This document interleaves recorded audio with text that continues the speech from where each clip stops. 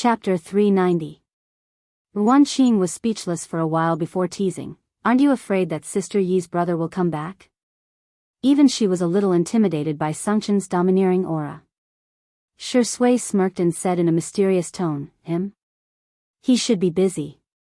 Wan Qing was dumbfounded. In a bar in Nanchang. Although Xianyu made a fool of himself in the live stream of Two Under One Roof, and was ridiculed by the netizens, he had achieved his goal. He was still famous after all.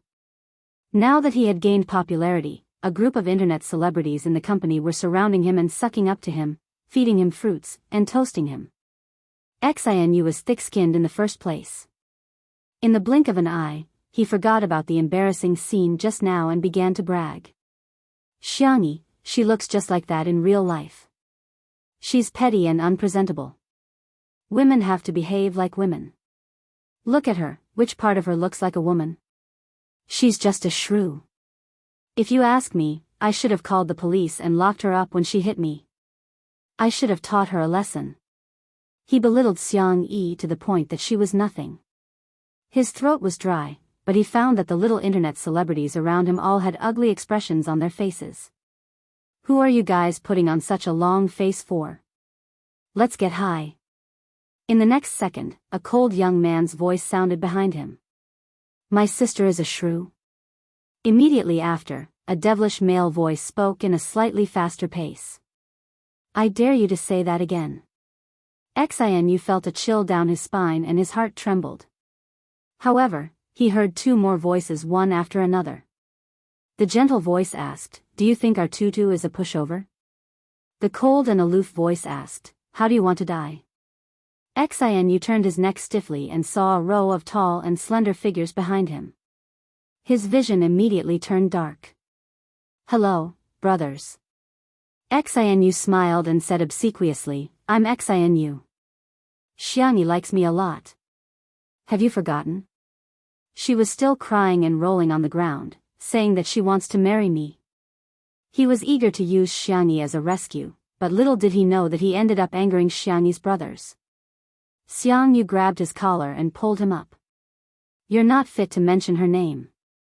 Back then, Xianyu harbored evil intentions towards his sister at the Xiang family's old residence.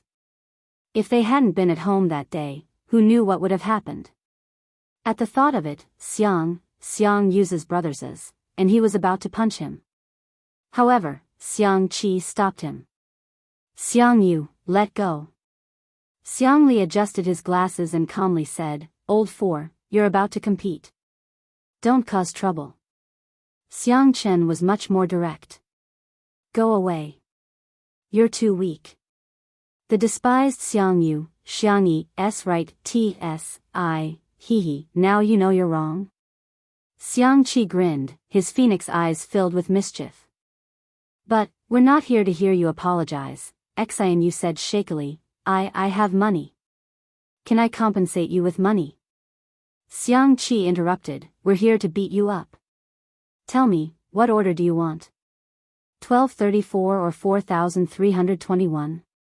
Or do you want a luxurious one-on-one beating package?" The little internet celebrities were scared out of their wits and had long run away. As for the bar, it had already been cleared.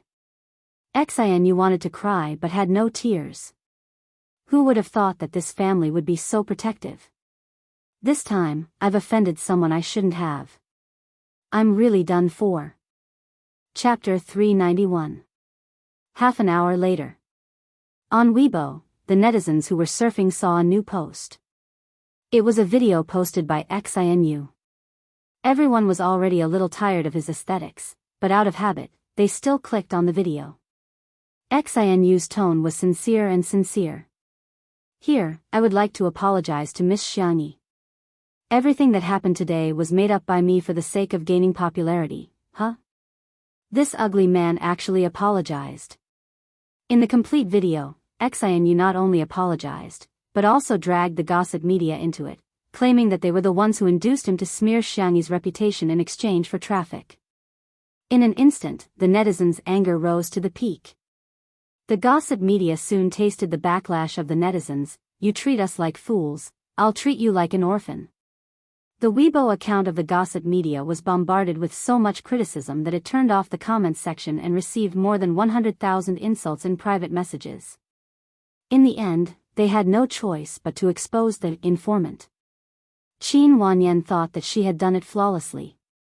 She used a SMUF account and even got someone to change the IP address. However, her SMUF account shared a few daily updates and the sharp-eyed netizens managed to figure out that it was her SMUF account from the reflection of a bracelet and half of her face in the sunglasses in a photo. The overwhelming news flooded her Weibo account. Qin Wanyan was extremely anxious and called her manager, who comforted her impatiently and hung up without saying anything about public relations. When she called again for the second time, it was obvious that no one answered. Qin Wanyan was terrified to the extreme and she didn't dare to look at her cell phone at all. Every time she saw those vicious comments, her body would tremble. She would never have thought that those people who were scolding Xianxia would come to scold her. Not long after, Tomato Entertainment released an announcement. Although Xianxia was the boss in name, she didn't have much energy to manage it for the time being. Her uncle, Xiang Feng, had hired a professional manager for her and he was personally in charge.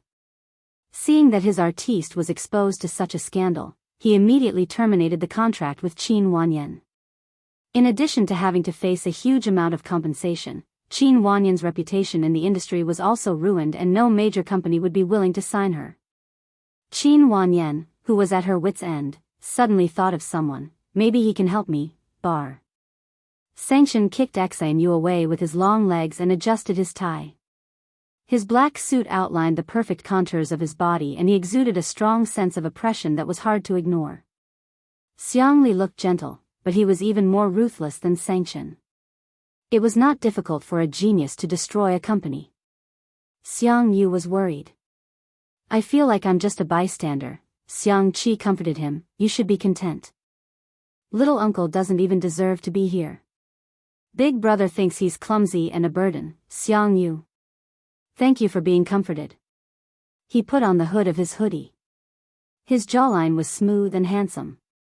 Suddenly, he thought of something. Will my sister cry alone in bed?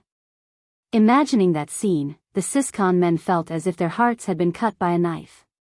Xiang Qi said with heartache, let's go back and comfort our sister.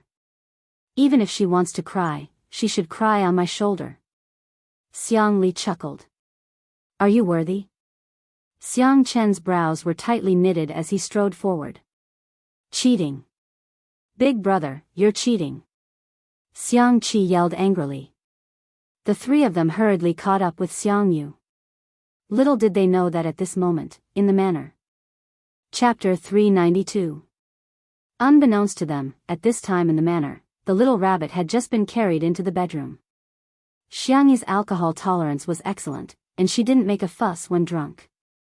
Shi Sui put her on the bed, and the little girl obediently rolled up the quilt and covered herself tightly. Shi Sui couldn't help but laugh and raised his hand to pinch her little face. You're really worrisome. Meow meow meow. Xiao Naofu woke up from its sleep and saw Shi Sui carrying the stupid woman back to the room. It hurriedly ran in, stopped at Shi Sui's feet, and roared fiercely at him. Shi Sui lowered his eyes and indifferently said, Go back to your cat's nest and sleep. Xiao Naofu, meow. Meow meow. Don't think this hoo-hoo doesn't understand. You just want to trick me away and then do this to the stupid woman. It clung to the edge of the bed, and with great difficulty, it jumped up and sat on Xiangyi's pillow with a posture that said, This hoo-hoo is not leaving today.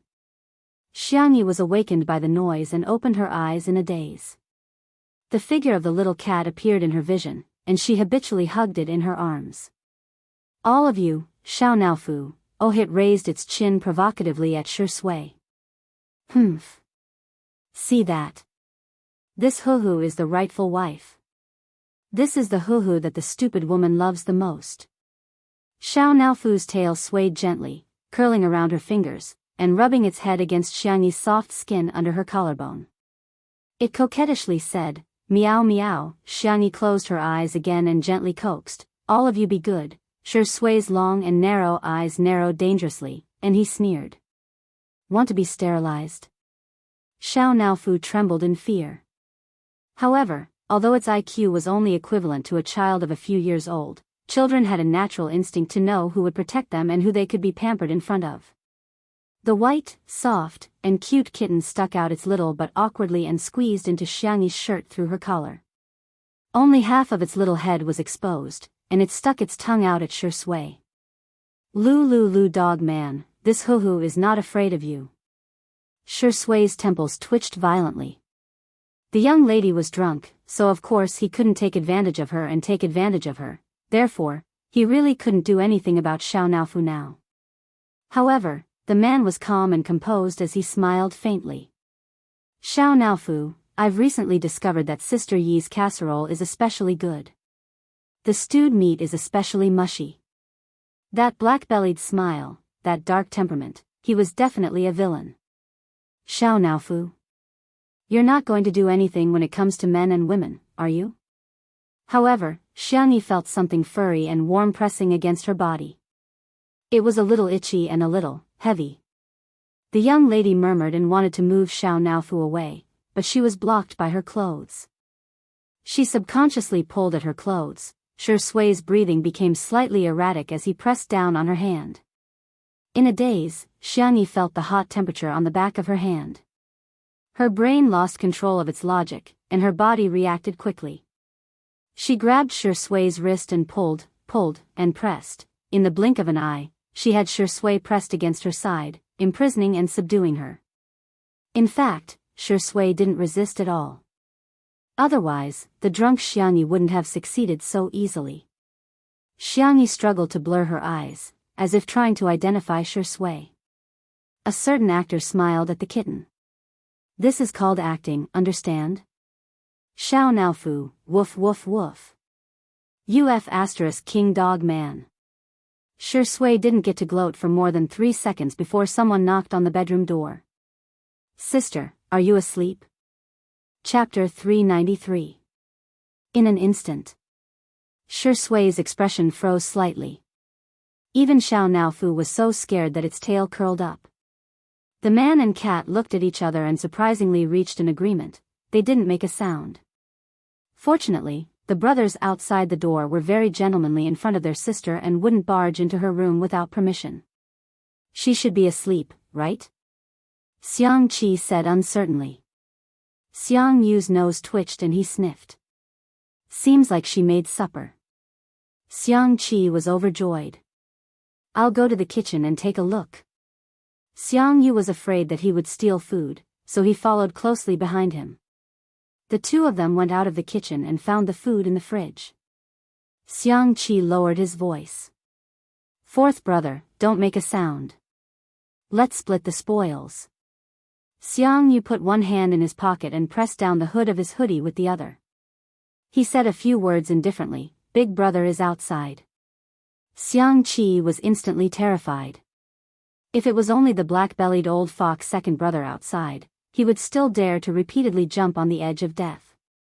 However, Xiang Yu was here. Xiang Yu said righteously, am I the kind of person who would secretly eat behind my brother's back? What's the most important thing when a family is together?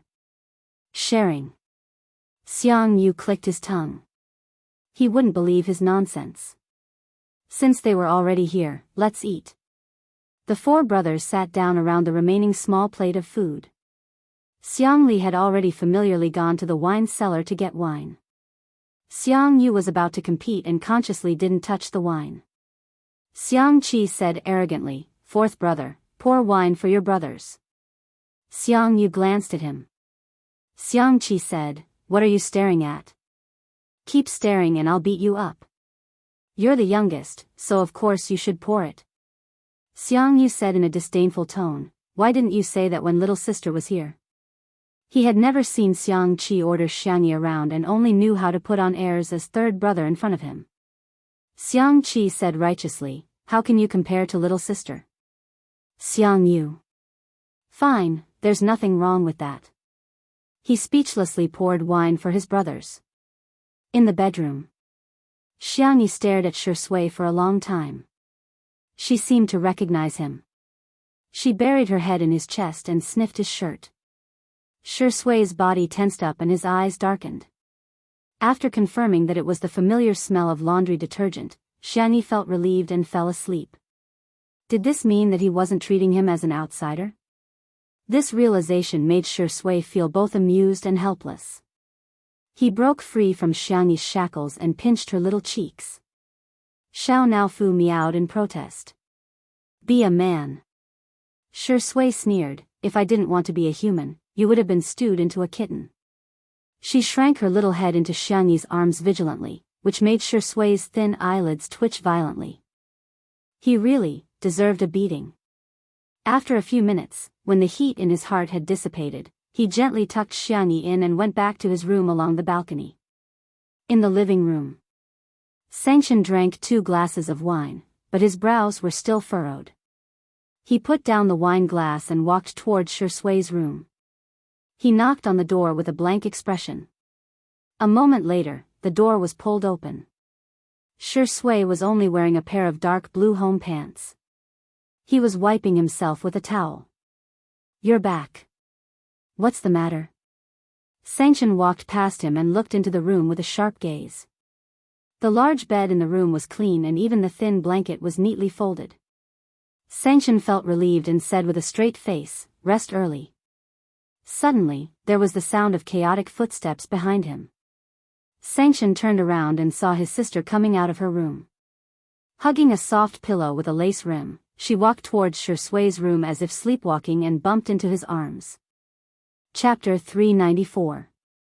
Xiao Naofu chased after her, meowing non-stop. Shui subconsciously wrapped her arms around her waist. Xiao Naofu bumped into Sanxian's trouser leg and was so scared that its fur stood on end. The surrounding temperature seemed to drop rapidly. Sanxian's eyes were cold as he looked at the drunk Xianyi and then at the innocent-looking Shui. Explain, Sanxian said coldly. Shui's mentality was really good, and her expression didn't change. Sister E is sober now. Big brother, remember to remind her to be responsible for me? Sanxian. At the dining table, Xiang Yu and Xiang Qi were dumbfounded.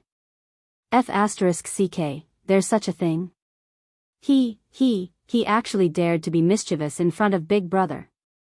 Xiang Li pushed his glasses, and a trace of worry flashed in the depths of his eyes. From a logical point of view, the room that Shui chose was one that Xianyi had stayed in before, so it was barely reasonable. After getting drunk, she followed her body's memory and wanted to go back to her original room to sleep. But from an emotional point of view, it was obvious that their family's pampered little rabbit had self-taught herself to nibble on the grass around her nest. Sanxian's entire person exuded a threatening chill, and his eyes were sharp, like snow-white blades under the light. The danger multiplied. You are courting death. The man enunciated each word sharply. His well-defined fingers rolled up his snow-white sleeves. Not far away, Xiang Qi and Xiang Yu were terrified and quickly hid far away, afraid of being implicated. Xiang Li got up and slowly walked forward. Sanxian sneered. What? You want to speak for him? Am I that kind? Xiang Li smiled like a sly old fox. Go ahead, I'll take my sister away. Don't scare her. Xiang Qi scolded, second brother, you scheming boy. I think you want to rub her face while she's drunk. Xiang Yu, who was next to him, felt his fingertips itch. His sister's face felt really good when he pinched it, but when he grew up, he couldn't just pinch him as he pleased. He made a prompt decision and strode over. Let me do it. Xiang Qi scolded, do you know how to take care of girls? You're so clumsy, let me do it. Then, Shui found that Xianyi's brothers were fighting among themselves. He was not nervous about being beaten up at all. He leaned lazily against the door frame as if he had no bones. He watched the show with a faint smile, but his hand was still on Xianyi's waist. Xianyi was tipsy and dizzy. She could barely stand after standing for a long time and instinctively leaned on Shui's shoulder. Enough. Sanxian felt that they were too noisy. Once he opened his mouth, everyone was stunned. No one dared to say anything anymore. Xianxia grabbed Xiangyi's wrist and wanted to get her back to the room first. Unexpectedly, although Xiangyi was drunk, her reaction was not slow. Slap. The girl was drunk. Tutu was not afraid of her brother and slapped Xianxia's hand away. Xiangli. Xiangqi. Xiangyu. Sister, actually hit big brother? Even Xianxia, who had always been cold and aloof, couldn't help but twitch the corner of his mouth. Wow, looks like our Sister E has her own ideas, Shi Sui chuckled and said in a flirtatious voice, Sister E, do you want to go to Big Brother's room? Xiangyi didn't hear what he said at all. She only felt that his breath was the most familiar, so she responded softly. Shi Sui's thin lips twitched. Do you want to sleep on Big Brother's bed? Xiangyi blinked her eyes, her little expression very blank. Shi Sui naturally took her pillow and said in a rippling voice, Okay, Big Brother will put the pillow properly for you. Chapter 395. Xianxia and the others watched as Shi Sui held a pillow in one hand and Xiangyi in the other as he led her to the bed. He patted the bed and said in a coaxing tone, Go to sleep. Xiangyi yawned and obediently lay down on the bed. She even lifted the thin blanket to cover herself. Good night, Sister E. Xiangyi murmured softly and covered her head with the small blanket. It was as if she found him too noisy. Shi Sui smiled and said, Go to sleep, I'm going to get beaten up. It could be said that he was very self-aware. In the underground boxing room, Xiangyu, Xiangqi, and Xiangli were sweating profusely and panting. Xiangli's breathing was the most erratic and he even took off his glasses. He usually didn't exercise and now he was regretting it. In the ring, Xianxia was still fighting with Shi Sui. Again. Sweat flowed down Xianxia's chiseled jawline. The man's face was cold and his breathing was steady. Shi Sui, who was opposite him, was still as calm and composed as ever. Shi Sui is pretty good. Xiangyu muttered. After all, he could fight with Xiangyu. Xiangqi was so tired that he was lying on the ground. Hearing his words, he kicked him. Can you not boost other people's morale and diminish your own? Xiangyu said, I don't know who it was that kept getting beaten up. He almost had to climb a pillar. Xiangqi said, You didn't get beaten up? What esports guru? I think you're just a little kid. The two of them argued endlessly. Xiangli silently sat a little further away from the two of them. The next day, in the nanny van, Si Chuanbai looked at the wound on his artist's eyebrow and sighed. You were beaten up. Shi Sui was speechless. Why did he feel like he was waiting for him to get beaten up? Luckily, the wound is small. Let Shaoli cover it for you later. Si Chuanbai glanced at his leg and asked sincerely, How's your leg? Do you need me to rent a wheelchair to push you to the event? Shi Sui was confused. Are you my manager or my #1 anti-fan? He sounded helpless. Si Chuanbai said righteously, I'm Miss Xiangyi's manager and her family. You're just an artist that I've managed in passing. The makeup artist couldn't help but laugh. He was Shi Sui's personal makeup artist. After so many years, they had a close relationship, so he spoke freely. If the netizens knew that you were finally beaten up by Sister Yi's brother, they would definitely set off firecrackers. Shi Sui, am I hated by humans and dogs now? It's because other than the couple fans, everyone wants Sister E to be beautiful alone. The makeup artist teased. Oh yes, I heard that the guest today is Fu Jian. He is famous for flirting with girls. You have to work harder, otherwise Sister E might be won over by another man. When Xiangyi woke up, she realized that she was in Shi Sui's room and was dumbfounded. She felt guilty and tiptoed to open the door. Just as she was about to sneak back to her room, she heard a cold voice above her head. You're awake? Xiangyi instinctively stood at attention and greeted him dryly. Good morning, big brother. What do you want to eat? I'll make it for you. You've learned how to please people? Xiangyi said seriously, it's only right to be nice to big brother. Xianxia's expression was still cold, but he couldn't help but smile. He accidentally tugged at his wound and sucked in a breath of cold air. Xiangyi asked, "Brother, why are you injured? What did you do yesterday?" Xianxia sneered. "I hit a dog." Xiangyi. Chapter 396. Xiang Yin and Madame Xiang got up early and left a note, saying that they had gone hiking together. Breakfast was prepared by her brothers. Although the taste was ordinary, Xiangyi ate it with great satisfaction. Zhongyi completely let herself go. She didn't even put on any makeup. She was drinking beef and radish soup with Xiangyi to sober up. After breakfast, Zhongyi got ready to leave with Jianghu. The live stream happened to start and the netizens discovered that Xiangyi had stuffed the trunk of Zhongyi's nanny van to the brim. There were spicy rabbit heads, cream strawberries, and other specialties from Little Rabbit Farm, as well as chili noodles, chili oil, plum wine, and so on. There was also a small gift for Jianghu, which was a furry rabbit plushie. "This is my favorite rabbit, it's for you." Jianghu blinked her large eyes and shook her head. "I can't accept it then. Mommy says that it's called snatching someone else's love." Xiangyi smiled gently and stroked her little head. "But I like it better, Jianghu." Jianghu blushed and thanked her while hugging the rabbit. She then whispered into Zhongyi's ear, "Mommy, can we not accept the gift and just bring Andy home?" Although her voice was soft, she was wearing a microphone and her words were accurately captured in the live stream. "Zhongyi looks amazing without makeup too. Wow, I feel like Sister E really treats Zhongyi as a friend. I can be a couple with Zhongyi. Jianghu, you've spoken my mind. Here, Auntie will give you a sack." Under Xiangyi's influence, Zhongyi smiled brightly and changed the subject. "Auntie's birthday is coming up soon, shall I give her a gift?" Jianghu exclaimed in a childish voice, "Sure. Bye, Auntie." Jianghu waved her chubby little paws and blew a kiss at Xiangyi. Xiangyi made a gesture of catching it, and then made a heart gesture at her. After sending Zhongyi and her daughter off, Xiangyi walked back to the living room. The netizens finally realized that all four of Xiangyi's brothers were present. All. Yes.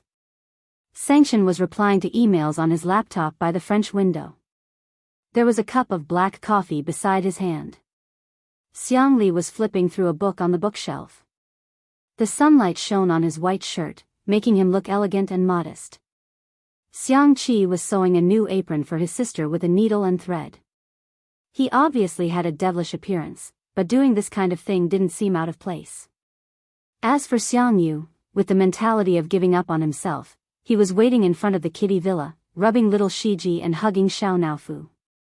He looked like a scumbag who had a wife and a concubine in his arms. The netizens in the live stream, what kind of benefit is this? This sister-in-law is here to report for duty. Where are second sister-in-law's fans? Let me see you. I'm crying, I didn't expect to see my brothers in the same frame in my lifetime. The moment Xiangyi came in, her brothers all looked at her. Sit. Xiangchen pointed at the empty seat on the opposite side. The young girl bit the bullet and went over to take a seat. She placed her hands on the table and sat down like an obedient child. Xiangchen looked at her for a few seconds and suddenly said, "Do you know the dangers of puppy love?" Xiangyi was dumbfounded. Xiangchen gestured and said, "Xiangli, come here and explain to her." Xiangli readily agreed and said gently, "Puppy love refers to the establishment of a romantic relationship between a man and a woman at an early age. The dangers are as follows. I'll break it down into 5 major points and 20 minor points." Xiangyi was dumbfounded. The netizens in the live stream burst into laughter. Ha ha ha ha, this is awesome. Are the brothers trying to tear apart a couple with their bare hands? Chapter 397. I suddenly feel like Xiangyi is so childish.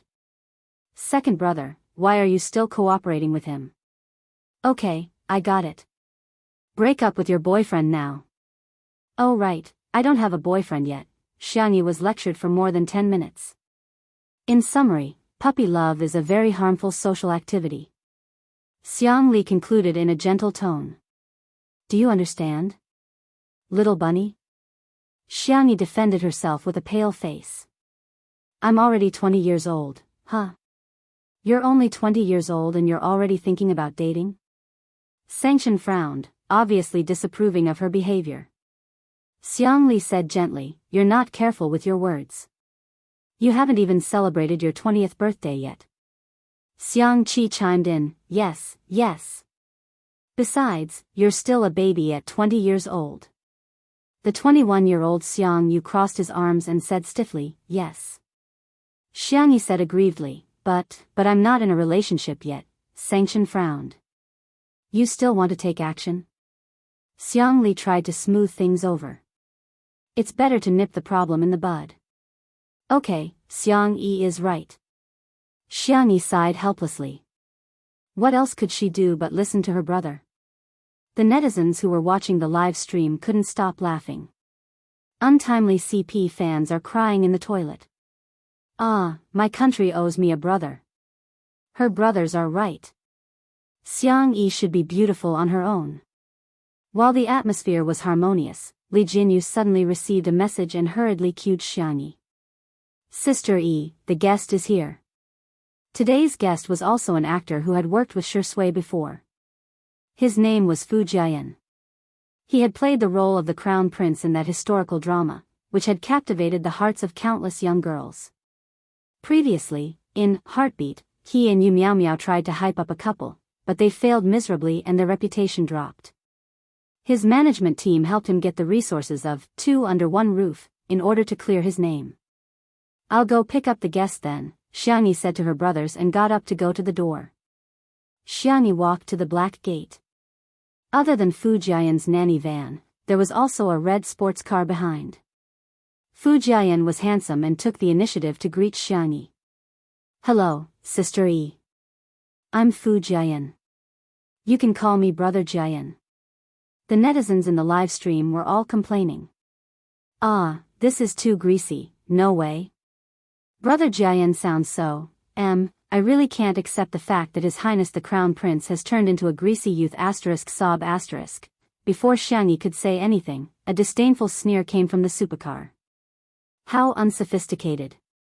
The camera panned back and saw a girl with exquisite makeup and a socialite dress getting out of the sports car. She threw the car keys at Fu Jian arrogantly. Fu Jian took it instinctively. Hey, stop the car for me. Fu Jian, huh?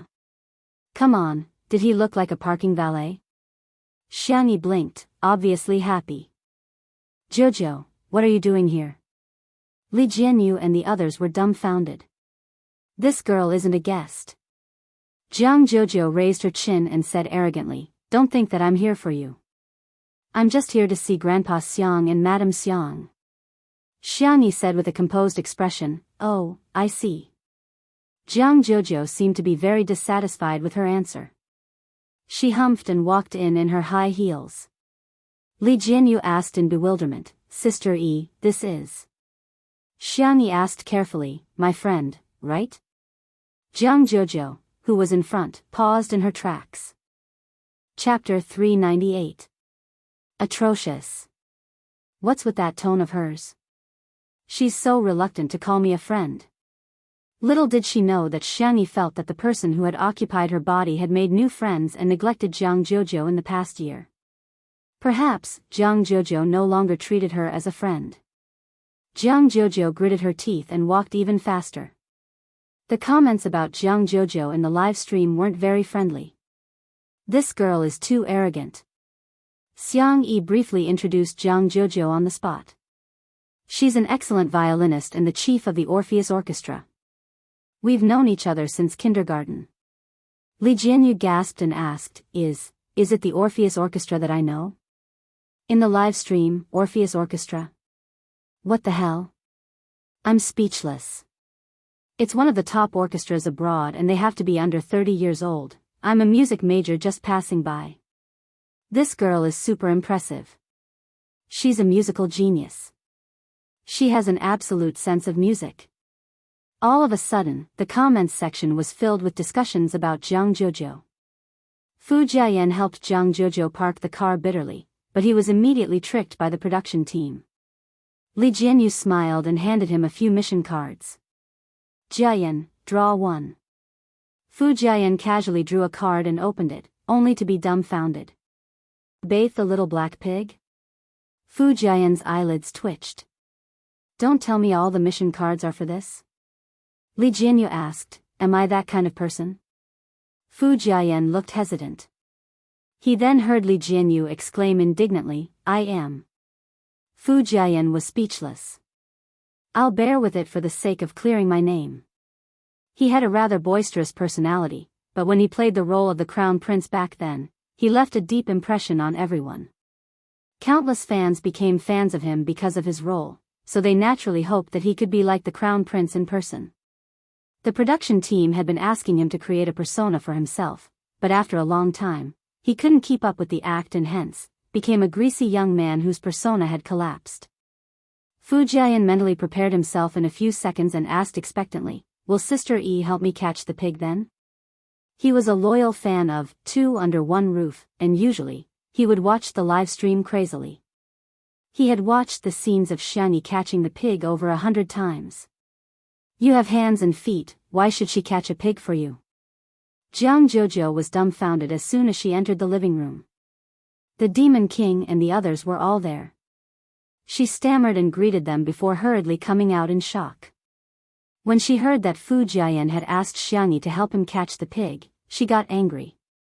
How could such a cute girl like Yi go catch a pig? Fu Jiayan said resentfully, I don't know how to. Jianghu said aggressively, if you don't know, you can go and learn. A girl's hands are not meant for catching pigs. Coincidentally, Xianxia went to the tool room to take out gloves, straw hats, sunscreen sleeves, and other items. She gave one to Fu Jiayan and one for herself. Jianghu asked in disbelief, hey, where's mine? Xianxia was stunned. It's very sunny outside. Go to the living room and enjoy the air conditioning. There are snacks in the mini fridge. Jianghu's eyes widened. Are you a devil? The great demon king is in the living room. Xianxia thought about it and realized that Jianghu seemed to be quite afraid of Xiangchen. She asked tentatively, shall we go together then? Since you've invited me so enthusiastically, I'll reluctantly agree to your suggestion. Fu Jiayan asked, but didn't you say that girls can't catch pigs with their hands? Jianghu rolled her eyes. It's none of your business. Chapter 399. Fu Jiayan was speechless. Am I being despised? His deflated expression was so funny that everyone in the comments section of the live stream burst into laughter. Trying to reason with a girl? Brother, aren't you courting death? Does Two Under One Roof have some kind of anti-filth function? Even Fu Jiayan finds it pleasing to the eye, shocking. A popular male celebrity is doing such a thing in broad daylight with two girls. Amidst the commotion of the audience, Xianxia and the other two arrived at the farm. The little black pigs were being reared on the hillside. Fu Jiayan asked curiously, Sister E, how many pigs do you have in total? Xianxia said, not many, just dozens. Fu Jiayan was shocked and he looked like a walking emoji. Let me do the math. According to 40 yuan per catty of pork and 50 kilograms per pig, each pig is worth 4,000 yuan. There are so many of them on the mountain. They're not pigs, they're money. Jianghu said in disdain, look at how ignorant you are. Fu Jiayan scratched his head, feeling a little embarrassed. I'll go catch one first and see if I can catch one. It's cooler here under the shade, you two wait for me here.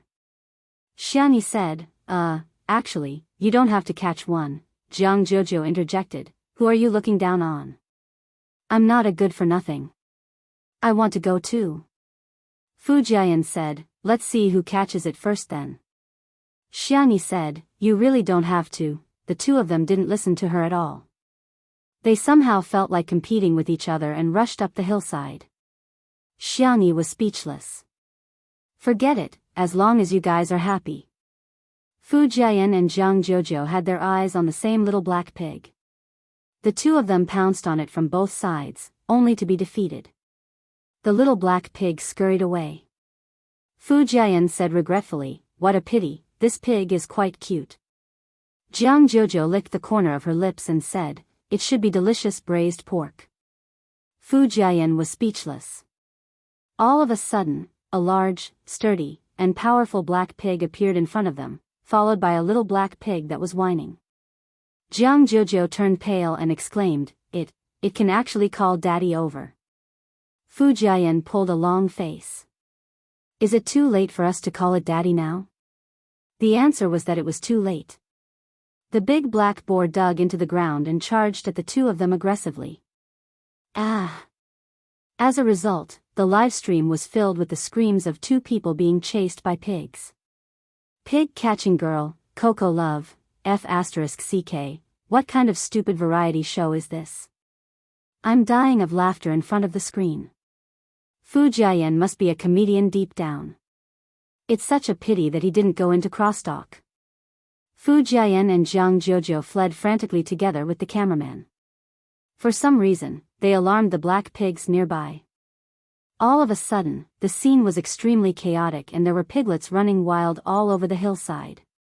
Seeing that the situation was becoming more and more dangerous, the audience gradually felt that something was wrong. There won't be an accident, right? Is there something wrong with the production team? Arranging such a dangerous mission, aren't the artists' lives more important? If she falls, there might be a stampede. What if she hurts the girl's hand? She's a violinist. This is really the most confusing act of the year. Can't the vase fairy do it herself? Why did she let the crown prince and the girl take the risk? This is too much. I suspect that she's doing it on purpose. She's jealous of Jianghu. She's the chief of Orpheus. It's easy for people to be jealous of their friends. If she goes to Orpheus, do you think anyone will want her? Chapter 400. Some people were purely worried about the safety of the guests, while others were stirring up trouble, wishing they could trample on Xianxia a few more times.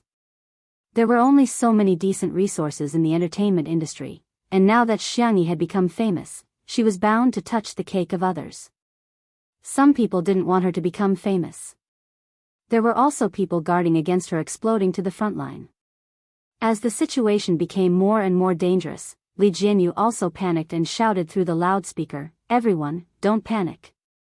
Come to my side first." Before he finished speaking, a little black pig that was passing by bumped into his leg and Li Jianyu fell to the ground. He was speechless. The cameraman, old Zhang, did not forget to give him a close-up. However, no one could laugh now. The urgency of the audience seemed to be overflowing through the screen. Oh my God, His Highness can't take this hit. Xianxia, can't you control your pig? I'm speechless. Where is she? Did she run away? How can she be so irresponsible? I'm speechless. Is the production team brainless? Why did they set up such a dangerous task?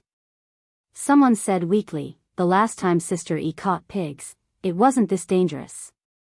This should just be an accident. This person had just offended Xianxia, but he was criticized so badly that he began to doubt his life and shut himself up on the spot. Seeing that the chaotic situation couldn't be resolved, a clear whistle sounded. All of a sudden, the restless little black pigs quietened down.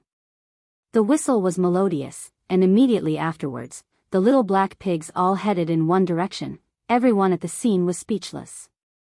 The netizens were speechless. Oh wow, is this a miracle? Everyone looked at the source of the whistle in unison, only to see a slender girl carrying a bag of corn and a bag of vegetables, standing by a small pond not far away and whistling. She scattered the corn and vegetables on the ground, and the little black pigs obediently ate. After they were full, some jumped into the shallow water by the small pond and snorted. The scene changed from a violent and dangerous pig chase to a warm and harmonious rural life. The netizens were speechless. Didn't she just say that she didn't have to catch the pigs? Damn. Sister E was really strong. Carrying 2 such big sacks in one go? Anyway, I can't carry it. Those who scolded and ran away, come out and get beaten up. Xiang Yi went to get some food. Who knew that they would be chased by pigs? Instantly. The group of people who had scolded the most fiercely just now were too embarrassed to say anything. It turned out that not only did she not abandon them, she even appeared to help them out. Phew. Fu Jiayan let out a long sigh of relief. Oh my god, I was scared to death. He was drenched in sweat from running and his clothes were stained with grass and mud because he had been protecting Jiang Jojo just now. Jiang Jojo, who was at the side, wasn't much better than him. Her meticulously permed hair had already fallen apart and the bow on her head was crooked too. She walked towards Xiangyi fiercely. Fu Jiayan was shocked. Could it be that this eldest miss was going to settle the score with Sister Yi? He was not the only one. Many people in the live stream had the same thought. Oh, someone is going to be unlucky, serves her right. Who told her not to appear earlier and make Jiang Jojo so disheveled? Let's fight, let's fight. Let's tear our hair apart. It's finally time for a fight. I'm so excited. However, to everyone's surprise, Jiang Jojo stood still with her hands on her waist. Hey! I want to eat that pig for lunch. Chapter 401. Everyone was speechless. What the hell? Sister, do you still remember that you're a noble and elegant violinist? Xiangyi asked in a gentle voice. Huh? Which one? That one. Jiang Jojo felt extremely aggrieved. It's rubbing my butt. Humph, I'm going to eat it. Jiang Jojo was very willful but Xiangyi indulged her. Okay, we'll kill it later then. The netizens were appalled. Little black pig, it can't escape the punishment of fate, ha ha ha ha, this girl is so cute. Sister E is a woman who says the cruelest things in the most gentle tone. Pigs are so cute, how can one be enough? Why don't you kill 2 more and hold a fan lucky draw? The disheveled Fu Jiayan seemed to have had an epiphany as he muttered, so this is the correct way to complete the bathing task. Heaven and man are one, the Tao is natural, people and the environment get along harmoniously. Amitba, little piggy, I wish you a speedy ascension to heaven. No wonder Xiangyi said that there's no need to catch them. It turns out that if I feed the pigs by the small pond, they'll jump in and bathe themselves. The netizens teased. Fu Jiayan, master, I'm enlightened. Is the crown prince trying to expiate souls? Fu Jiayan is a comedian. Major variety show dads, please look at our brother. This segment was too entertaining. Li Jinyu sighed with emotion. Back then, when Shui asked him to invite Xiang Yi, he did so with the intention of getting a buy one get one free deal. But now, it seemed that Xiang Yi was the treasure that he had bought, and Shui's father was just a freebie that was placed on sale at the supermarket. He even wanted to tailor a variety show for Sister E. Isn't it nice to be alone and beautiful? When the time comes, the variety show award would be within reach. Hee hee, hey hee hee. Ruan Qing's voice pulled Li Jinyu back to reality. How much longer are you planning to sit on the ground? Li Jinyu snapped back to his senses and finally realized that he was still sitting on the ground. Ruan Qing reached her hand out to him in amusement. Li Jinyu was stunned and said weakly, Sister Ruan, can you not hit my face? I didn't know that this mission would have such a dangerous possibility. Previously, when Sister E was catching pigs, it was all very peaceful. Ruan Qing was speechless. I was trying to pull you up. So it wasn't him? Little Li, the sociopath, was ecstatic. After the little piglets finished bathing, Xiangyi skillfully caught them and prepared to bring them to be processed. She then arranged for Fu Jiayan to pick some ingredients. Pick some red and green chilies, 2 green onions, and 2 heads of garlic. Thank you. Fu Jiayan was elated. Great. Sister E, you're the best. You gave me such a light job. Jiang Jojo asked, what about me? Xiangyi pointed at the glass greenhouse and said, why don't you take a rest inside and I'll make you a pot of flower tea? Fu Jiayan? Isn't this a double standard? Wasn't this double standard? The young girl washed her hands and made tea for Jiang Jojo in a fluid manner. Before she left, she even helped Jiang Jojo redo the bow hairpin. Jiang Jojo was secretly delighted, but she still had to pretend to be indifferent. Okay, by the way, I want to eat braised pork trotters. Xianxia said, okay. She carried the struggling little black pig with one hand and walked towards the kitchen. The cameraman asked, why are you so nice to Miss Jiang? Xianxia was puzzled. Isn't it only right to be nice to your friends? All of a sudden, countless people flocked to Shui's Weibo. Shui. If you don't come back, your wife is going to run away with someone else. Chapter 402. At the same time. At a certain movie premiere. Although Shui played a supporting role in the movie, his character design and scenes were very outstanding. After the premiere, the character that left the deepest impression on everyone was the one he played. Even during the interview, he was the one who was asked the most questions. Shui calmly brought the topic back to the main character. However, in the end, he still couldn't avoid the reporter's questions. Shui, some people say that you're lowering yourself by playing a supporting role for a newcomer even though you've already won the Best Actor award. What do you think? Shui pushed his gold-rimmed glasses up his nose and said gently, I used to be a newcomer too. For actors, it's important to know how to portray their roles well. Shui, what's your upcoming work schedule? Aren't you going to join the cast? Shui said, I'll take into account external factors and my own situation to choose the most suitable script. I won't let down the audience's expectations of me. The reporters were a little disappointed, but they were used to it. When Shui had just debuted, his words were logical and watertight. Although it could be considered an art of language, it was still not a hot topic in gimmicks. Until, someone asked, the netizens are voting. Does Sister E like a wolf puppy or a puppy? Which type does Shui think he is? Which type does Sister E like? Everyone was speechless. Awesome. That was the right question. For a moment, all the cameras were aimed at Shui, hoping to hear some juicy gossip. The handsome man raised his eyebrows and said lazily, can't I be human? Someone laughed first, and the crowd burst into laughter. The reporter who asked the question held back his laughter and asked, Shui, do you think Sister E likes a wolf puppy or a puppy?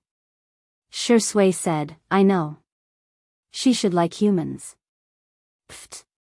The reporters realized that Shui actually had a humorous side to him. However, if one thought about it carefully, one would realize that there was a double meaning to his response. Sister E liked humans, but he was also a human. It could be understood that Sister E liked him, but she didn't use a definite tone, which made people's imaginations run wild. Damn. Brother, where can I buy your works? Xianxia was busy in the kitchen. Fu Jian was bored out of his wits and wasn't familiar with Xianxia's brothers either. Hence, he had no choice but to chat with Jiang Jojo awkwardly. Jiang Jojo wasn't in the mood. While playing with her cell phone, she answered indifferently. Suddenly, Fu Jian asked about Xianxia. When did you meet Sister E? Jiang Jojo raised her head and said with certainty, 3.5 years old. You even remember this? Fu Jian was a little surprised. A 3-year-old child can't remember anything, right? I just remember. Okay. Tell me then, what was Sister E like when she was 3.5 years old? Jiang Jojo got lost in her memories and paused for a moment before saying, she was pretty much the same as she is now. She was a crybaby, timid, weak, helpless, and pitiful. Fu Jian was speechless. Wait, are you sure you're talking about Sister E? She's just an annoying kid. Jiang Jojo commented. Thinking about what happened in kindergarten, Jiang Jojo got angry. Xianxia is very nice, but she's nice to every child. Anyone can share her after-meal fruits. She already has a harem at such a young age. She's so annoying. Chapter 403. However, in the ears of the netizens watching the live stream, her words sounded a little different. Haven't you guys realized that Xianxia doesn't have any friends at all? Who said she doesn't? Qin Wanyan is her best friend, yet she exposed her so easily. From this point, you can see her character. Although Sure Sui doesn't have many friends, they are all close friends. On the other hand, the vase fairy only knows how to seduce men. How could she have a true female friend? As the camera panned to the kitchen, Xiangyi's pork trotters were stewing, and the live comments were instantly flooded with new comments. Is this Xiaohei? It looks so fragrant. Wow, Xiaohei has such a good figure. She's neither fat nor thin. I'm drooling. Xiaohei? You guys are still lusting after my body at a time like this? Be a human. Sister E is weak, helpless, and pitiful. She's a devil who can catch a pig with one hand and sharpen her knife to kill a pig, okay. The comments section was very lively, but Xiangyi's expression was very calm as she quietly cooked. Every time she cooked, she would put her heart and soul into it. What might be boring for others was equivalent to relieving stress for her. The scene of a young girl cooking was pleasing to the eye, as if she was enjoying a piece of art. When the last dish was placed on the plate, Xiang Qi and Xiang Yu had already consciously come over to serve the dishes. Fu Jiayan was still thinking about clearing his name, so he helped clean up the table and sat upright with a solemn expression. I can't eat too much. I'm going to steal the role of an otherworldly immortal. I just have to taste each dish. Besides, I don't believe that the previous live stream wasn't an act. Sister Yi's cooking did look delicious, but how delicious could it be? Fu Jiayan picked up a piece of twice-cooked pork with his chopsticks, still thinking about how he had eaten at a top-notch restaurant that cost a few thousand yuan per person. What the F***ck? It was fatty but not greasy, salty, and slightly spicy. The slightly sweet taste suddenly bloomed on the tip of his tongue, capturing his taste buds in an instant. The pork was freshly slaughtered and the chili was freshly picked. Paired with bean paste, green onions, and garlic sprouts, it created a rich and unique taste. What kind of delicacy was this? An exceptional delicacy. Fu Jiayan was dumbfounded. By the time he reacted, the dishes on the table had already been reduced by a third. His pupils trembled as he looked at the scene in front of him in shock.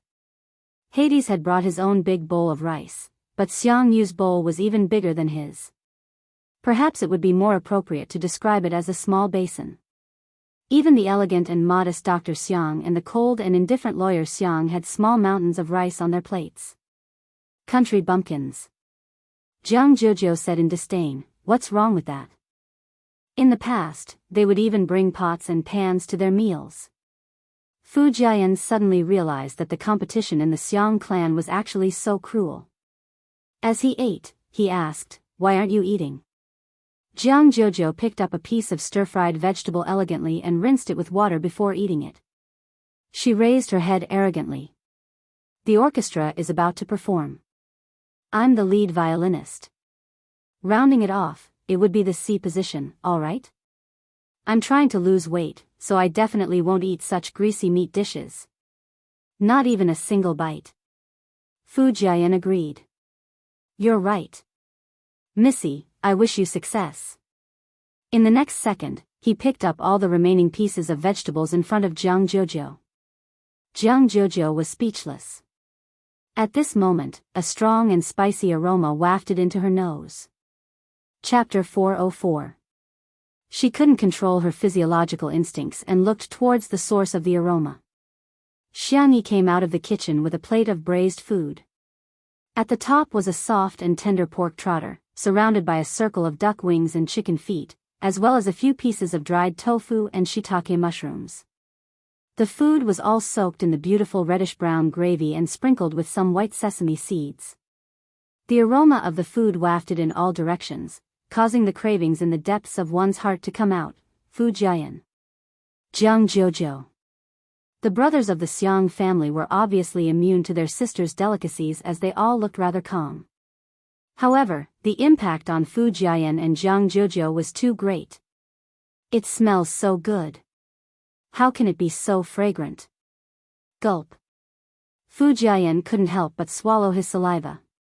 Xiangyi placed the braised food platter in the middle of the dining table and said, I asked around and everyone can take spicy food, so I made some spicy food. Try it. Ah, by the way, I'll go get some soy milk. The little girl got up to get the soy milk and the table immediately went into battle mode. The brothers of the Xiang family exchanged glances and sparks flew everywhere. Fu Jiayan was so cowardly that he didn't dare to move his chopsticks at all. Jianghu thought of her bold words just now and decided not to move her chopsticks for the sake of her pride. Soon, the brothers of the Xiang family decided who was better. Xianxia was the first to move his chopsticks and picked up a few pieces of pork trotters that were just right for his mouth. Xiangli was the second to move his chopsticks and he picked up all the vegetarian dishes. Xiangqi and Xiangyu were carnivores, so one of them picked up a duck wing while the other picked up chicken feet. When it was Fu Jiayan's turn, he picked up a small piece of pork trotter that had fallen on the plate and stuffed it into his mouth. It was fragrant at first, but it soon turned numb and spicy on the tip of his tongue. The meat was soft and tender, and even the bones seemed to have been stewed. The sauce rubbed against his mouth and brought out a sweet aftertaste. After swallowing the small piece of meat, it really melted in his mouth and left a rich aftertaste. It was different from Fu Jiayan's initial imagination. Once he tasted it, he really got carried away. Only tasting each dish and not eating more? No way. Fu Jiayan fully demonstrated to the audience what an adult man's appetite was. He wished he could bury his face in his bowl and enjoy the food. The netizens were speechless. This is like a pig entering a granary. Your Highness, what kind of delicacies haven't you eaten before? Do you really have to enjoy them so much? It's over, the calm and collected crown prince in my heart is gone. All that's left is this heartless eating machine in front of me. As for Jianghu, she had fallen into a painful struggle. Eat, not eating, ah. Xiangyi's clear voice sounded in her ears, Jojo, go ahead and eat. The girl took the initiative to give her a piece of pork trotter. Didn't you say you wanted to eat this? Jianghu pulled a long face and said arrogantly, is that so? I don't even remember. If I ask you to do it, you will do it. If others ask you to do it, you will do it. Humph. Xiangyi said, yes. She seemed to have realized something. Sorry, I'll change my chopsticks. She didn't notice that she was using her own chopsticks. Although she hadn't started eating yet. Jianghu might have minded it, so she didn't eat. She brought a clean plate for Jianghu and used the serving chopsticks to pick up some pork trotters, duck wings, mushrooms, and so on. She had gathered all the dishes on the platter. Seeing how careful Xiangyi was and how she treated her like a stranger, Jianghu was furious. Do I have to eat just because you asked me to? Why should I listen to you? Chapter 405. Xiangyi looked at Jianghu in bewilderment with her clear eyes. She was the one who said she wanted to eat. Why is she angry now? Ah, women are really unpredictable. In the live stream, there were inevitably some haters who came out to criticize Jianghu because of her attitude. Welcome, Chief Jiang is slapping the vase fairy in the face online. She can't be bothered to care about you and yet, she's giving you the cold shoulder. What a joke. I feel embarrassed for Xiangyi even through the screen. You should check if you're worthy of being friends with Jianghu or not. The actress is obviously jealous.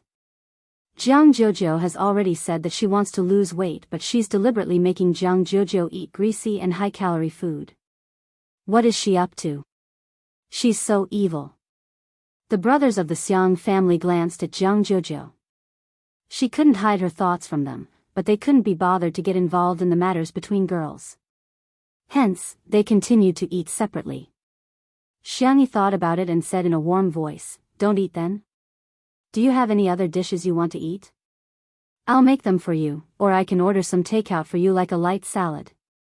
Perhaps, Jianghu just didn't want to eat the food she cooked. Xiangyi felt that she shouldn't force her. Jianghu glared at her. Is that how you persuade people to eat? Xiangyi was slightly embarrassed. I'm really not very good at this. For example, Jianghu's grandmother was very good at persuading people to eat. Whenever there were juniors in the family, she would enthusiastically make them eat. She would only persuade them to stop eating if they couldn't eat. Humph. Jianghu picked up her chopsticks and said arrogantly, "Since you've already cooked, I'll try it. I'm telling you, if it's not delicious, I'll spit it out." Xianxia nodded obediently. Atrocious. How can I be so cute? The tips of Jianghu's ears turned red. She avoided Xianxi's gaze and lowered her head to scrutinize it. She then chose the tender and glossy pork trotter and took a bite. The world seemed to have suddenly frozen as the hustle and bustle turned into silence while the colors turned into black and white. Jianghu felt as if there were fireworks exploding in her head. Then, a white light appeared in front of his eyes, and all of his senses became dull. Only his sense of taste was magnified countless times. He could acutely sense that the thick gravy was wrapped in the bouncy meat that was rich in collagen. It was extremely invasive and occupied his taste buds unstoppably. His saliva was secreted rapidly and he swallowed it down his throat. "How is it?" Xianxia asked. Jianghu didn't answer, or rather, she answered with her actions. The little girl moved her chopsticks as if they were flying, crazily stuffing food into her mouth. The bones of the chicken feet came off with a light suck, and the meat of the duck wings came off in a few bites. The vegetables were even more so. One mouthful after another, she couldn't stop at all. Ha! Phew! Her lips were red from the spiciness, and there was a tingling and burning sensation spreading. However, the pain only intensified the stimulation, just like when one ate a spicy stick, the spiciness made one's brain buzz, but thousands of words could be condensed into one word: awesome. Xianxia handed her a bottle of soy milk at the right time. Jianghu sucked 2 mouthfuls with a straw and found that it wasn't enough. Hence, she hugged the bottle tightly and continued to eat the braised food. Her belly was bulging at a speed visible to the naked eye. Click, the buttons on the waist of her red checkered skirt suddenly burst open.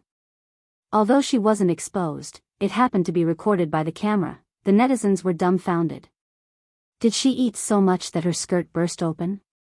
Before the crowd had time to complain, they saw Xianxia blocking the camera. Her milky white face was extremely serious. "Don't shoot." Chapter 406. The staff were all stunned. Ever since the live stream began, they had never seen Sister E so fierce. Even when she threw the scumbag away yesterday, she still looked nonchalant. There were suddenly more comments in the live stream. "A new cult has appeared. How can it be stagnant? Ijo, I can do it. Pretty girls should have sex with pretty girls. I'm on Jiu Yi's side. Tsundra Big Sister X is gentle, rich, and beautiful. She's like a fairy. Madam, please give me more food. Wow, Sister E is so gentle." Actually, Jianghu didn't expose herself, she even covered it immediately. At the dining table, Jianghu's face was flushed red and she was so ashamed that she wished she could dig a hole and bury herself in it. She hurriedly sucked in her stomach and tried to pretend that nothing had happened. However, she had eaten too much and even drank 2 bottles of soy milk. Her stomach was so round that she couldn't suck it in at all. The men present were all very gentlemanly and didn't make fun of her. Xiangqi even took the initiative to ask, "Do you want me to stitch it up for you?" For the sake of making friends with Xianxia, her brothers had always been worried sick. That was the difference between men and women. After all, there was a limit to how much care they could give Xianxia. Some subtle warmth was energy that could only be transmitted between girls. No. Jianghu refused without even thinking about it. It's too embarrassing." All of a sudden, Xianxia grabbed her wrist. Jianghu looked up and met the girl's clear eyes, which seemed to be filled with moonlight and were incredibly gentle. "I'll take you to my room." Jianghu looked away awkwardly and didn't say anything. In the bedroom, Jianghu changed into a loose cotton linen dress and quietly poked her head out of the cloakroom. The first thing she saw was Xianxia, who was helping her sew the buttons. The young girl skillfully threaded the needle and sewed the button. Her white wrist lightly circled it twice and successfully tied the knot. She used her teeth to break the knot and then carefully used the ironing machine to iron the skirt. Jianghu was speechless. It was a wonderful feeling. They hadn't contacted each other for a long time, but they didn't become distant. But, thinking of what Qin Wanyan said, Jianghu felt a little awkward. Xiangyi noticed her. Do you want to switch back? Or are you going to wear mine first? Jianghu deliberately said fiercely, does your heart ache to wear your clothes? That's not what I meant, no. Jianghu covered her ears and said, I'm going out to eat. She went to the living room and sat down at the dining table. She hugged the pig trotter and began to gnaw on it. The Xiang brothers and Fu Jiayan had already moved to the sofa lounge. Fu Jiayan was perplexed when he saw this scene. Isn't she on a diet? Why are you still eating so much? Xiang Li sipped his tea and said, Mr. Fu, you must be single. Fu Jiayan was shocked. Huh? Dr. Xiang, how could you tell? You guys are too good at scientific research. Xiang Li smiled but said nothing. Li Jianyu interacted with Jianghu. Sis, what do you think of Sister Yi's culinary skills? Not very good, she said in a peeved tone. But you're enjoying your food. Even your dress has been ripped apart. Why are you still lying? Aren't you friends? Why are you taking the lead to slander Sister Yi? The word friends hit Jianghu's sore spot. She turned her head and said fiercely, I'm not friends with her. I unilaterally declare that she and I are biological sisters of different parents. There was an uproar in the live stream. Chapter 407. Does this mean that Sister E is her best friend? Bullshit, she clearly treats Sister E as her best friend. The haters stared at their keyboards in bewilderment. Someone like the vase fairy actually had a friend, and a close friend at that. Are we not fast enough to type? Before they could even argue, they got slapped in the face. In the production team of Eating Well for All 3 Meals, the director had arranged for someone to keep an eye on the movements of Two Under One Roof. After hearing about this matter, everyone was even more convinced that there was definitely a script. Poach her. Poach her immediately. Poach her with an annual salary of 1,000,000 yuan. In the living room of the manor, Xiangyi stared at Jianghu in shock, unable to believe the scene in front of her. She subconsciously pinched her palm. The pain came clearly, confirming that everything at this moment was real. After Jianghu said those words angrily, her face, ears, and neck were all flushed and her shoulders trembled slightly. She was extremely ashamed, but she still pretended to be arrogant. Humph, of course, I don't care what she thinks. Even if she doesn't treat me as a friend, I won't take it to heart. Everyone was speechless. Miss, do you know that you're at Sundra? You may say that you don't care, but anyone who isn't blind can tell that you care a lot about it. Jojo. Xiangyi murmured. Jianghu asked in displeasure, what? I. Xiangyi wanted to say something, but when she was about to say it, she habitually asked, do you want to eat dessert? Jianghu was even angrier. Is it that difficult to say that I treat you as a friend too? Is it that difficult? Xiangyi was actually a little embarrassed. Besides, she didn't have any close friends and didn't know how to get along with Jianghu at all. Hence, she could only treat Jianghu like how she had successfully wooed her brothers. What do you want to eat? I'll make it for you, Jianghu said seriously. When her brothers heard this, their expressions were different, but they all felt the same. They were a little jealous. Xiangyi's words were like a password to Jianghu, but they could easily decipher it. When his younger sister said, I'll cook for you, there was basically no emotional meaning behind it. She simply liked to cook. When his younger sister said, I'll cook for you, it meant that she had a good impression of this person and was close to him. When his younger sister said, what do you want to eat? I'll make it for you. This meant that she had a strong impression of him. If it were a man, they would have suspected that Xiangyi was confessing.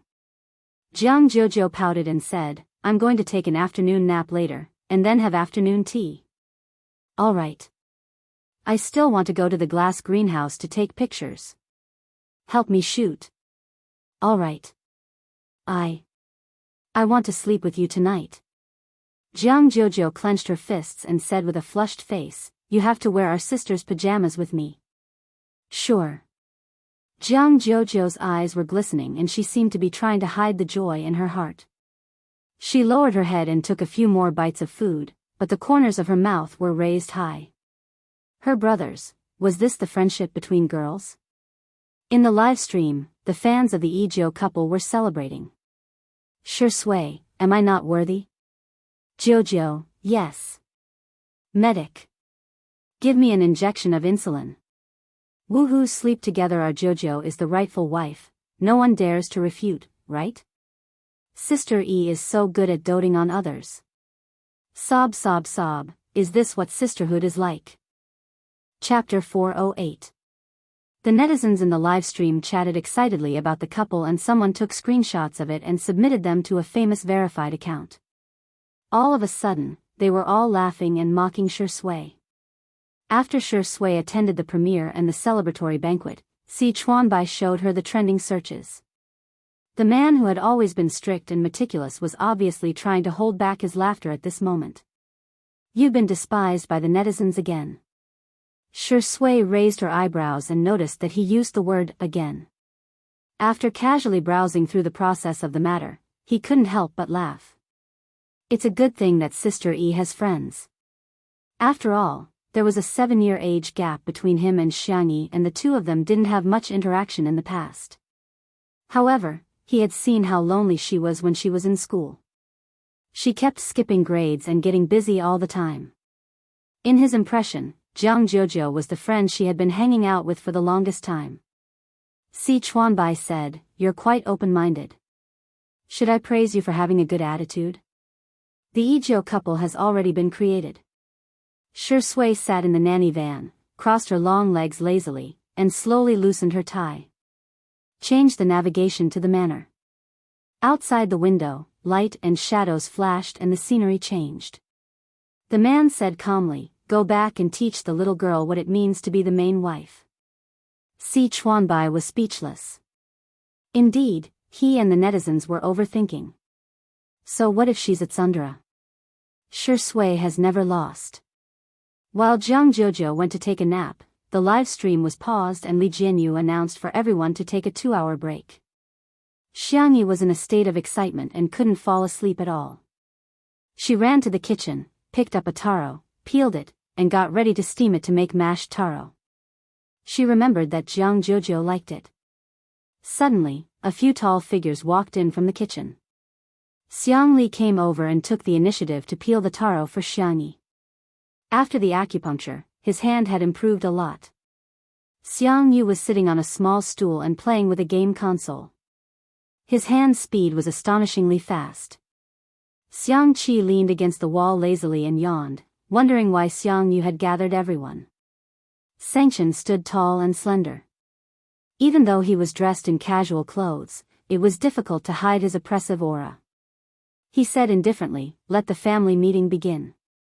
Xiangyi was slightly startled. She was hesitating whether she should put down the taro, but then she heard Xiang Li say, relax. We're mainly talking about whether that person will come back. Xiang Qi felt as if he had been struck by lightning. My guess can't be right, right? Xiang Yu looked up with a blank expression. Sanction glanced at Lao San and Lao Si, who were asking for a beating. He forced himself to be patient and explained to them how Xiangyi's body had been possessed for the past year. Although Xiang Qi was surprised, he accepted it very well. Xiang Yu was a little confused. Xiangyi steamed the clean taro and the purple potatoes that were used for coloring. Her tone was somewhat helpless as she said, I asked Xiao Naofu, but it has no way of contacting the main system, so I'm not sure. Xiang Yu? Wasn't Xiao Naofu just an ordinary kitten? Probably because his expression was too shocked, Xiang Qi patted him on the shoulder. Hey, it's okay. Little uncle must be stupider than you. He would never guess that in the past year, little sister wasn't little sister. Xiang Yu. comparing him to little uncle. Thank you, but he wasn't comforted. Xiangli, who had the highest IQ, frowned. If there's no way to take a shortcut, then we can only use the stupidest method. Everyone looked at him in unison. According to the known situation, the premise of soul replacement should be that little sister is injured or in a weak state. Then, the simplest way is to find someone to protect her 24 hours a day. Chapter 409. Xianxia asked, bodyguard? I'll go look for one and see if there are any suitable ones. Xiang Qi interjected, you have to find a female bodyguard. A male bodyguard can't be guaranteed to be around 24 hours a day. Xiang Yu's brain twitched. A boyfriend can. In an instant, the three brothers cast murderous glances at him. Xiang Yu wished he could die on the spot. He said, I was just kidding, is it funny? Ha, ha ha ha. He laughed dryly as cold sweat broke out on his forehead, for fear that his brother would teach him a lesson. Xianxia glanced at him and couldn't be bothered to argue with him. He said calmly, I'll make the arrangements. Xiangli said, I think I can apply for official protection of family members. Let me make a call to confirm. Xiang Qi exclaimed, I'll go ask around too. Xiang Yu said, I'll ask my friends too. The few of them were very efficient. As soon as the taro and purple potatoes were cooked, Xiang Yi learned that she had 10 bodyguards. The corners of her mouth twitched. Isn't that a little too much? Actually, I can protect myself too. 10 is too much. Don't let your guard down. Don't worry, I can afford it. Xiang Yi had no choice but to accept their good intentions. After the family meeting, the brothers left one after another. After all, they all had things to do. After sending her brothers away, Xiang Yi was a little melancholic, but she soon accepted reality. She cherished it even more because it was too difficult to get together. Jianghu woke up from her afternoon nap and scurried out of the guest room to look for Xiang Yi. After wandering around, she saw Xiang Yi in the kitchen.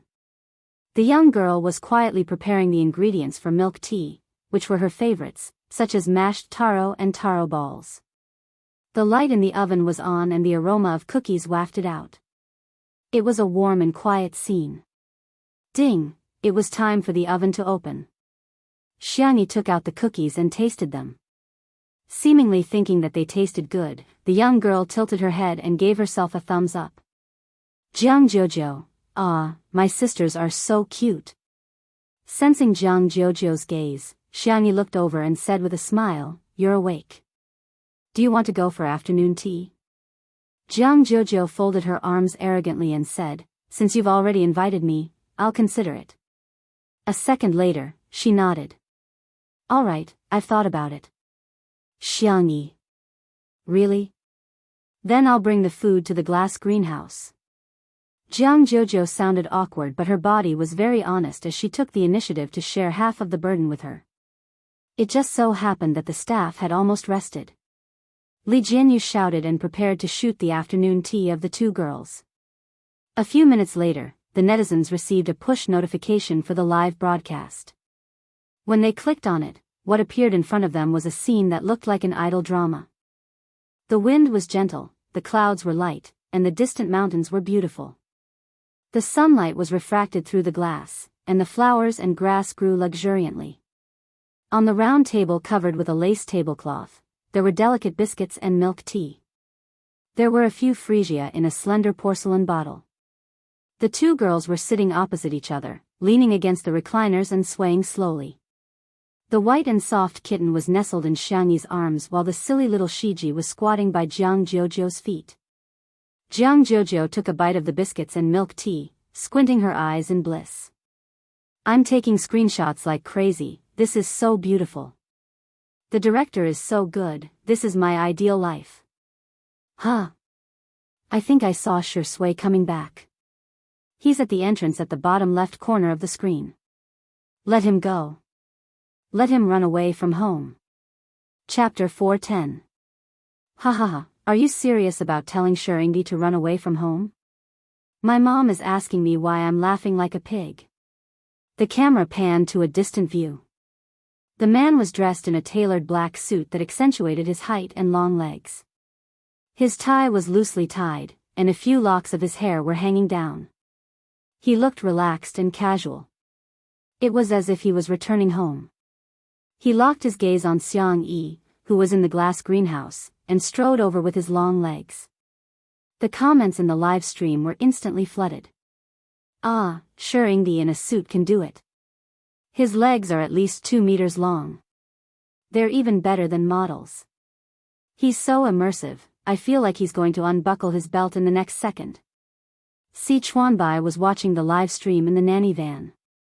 When he saw the comments, a smile appeared on his face. Looking at the comments, it was indeed the status of the main wife.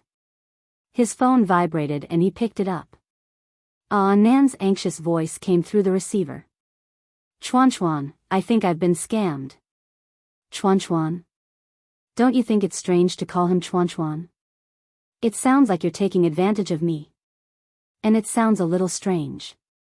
Si Chuanbai interrupted his nonsense. This little colorful guy always said shocking things. He pressed his eyebrows. Get to the point. Someone claimed to be the director of the variety show, National Mass Workout, and said that he wants Sister E to be a flying guest for the next episode. I don't think it's real, but I'm afraid it's true. Si Chuanbai raised his eyebrows. Even he was a little stunned. National Mass Workout was a national variety show that could be said to be the most popular variety show at the moment.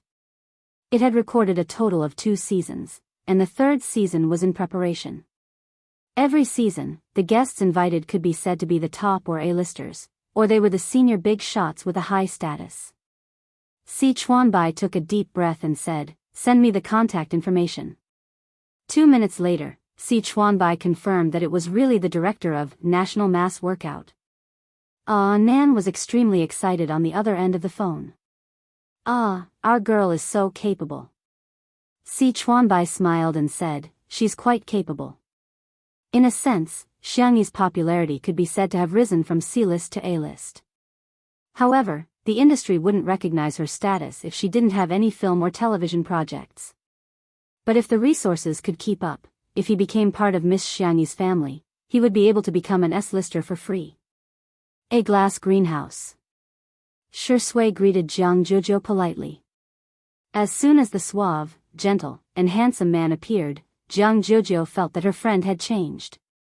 For example, her tone was inexplicably soft. "You're back. Have a seat." For example, his attitude was inexplicably warm. "Here, biscuits, cakes, and fruits."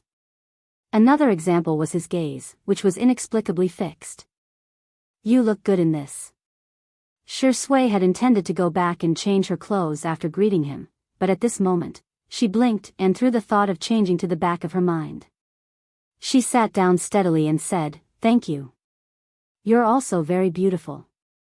Jianghu gritted her teeth and thought, why does it feel like an old married couple? Cough, cough. Jianghu coughed hard a few times to get Xiangyi's attention. "You said you wanted to take a photo, help me." "Sure." The two girls met and began to study which software and filter were better. A certain best actor quietly raised his hand and unbuttoned the top 2 buttons of his shirt. Whoosh, Xiangyi subconsciously looked over, just like the attraction of the sun to sunflowers. Chapter 411.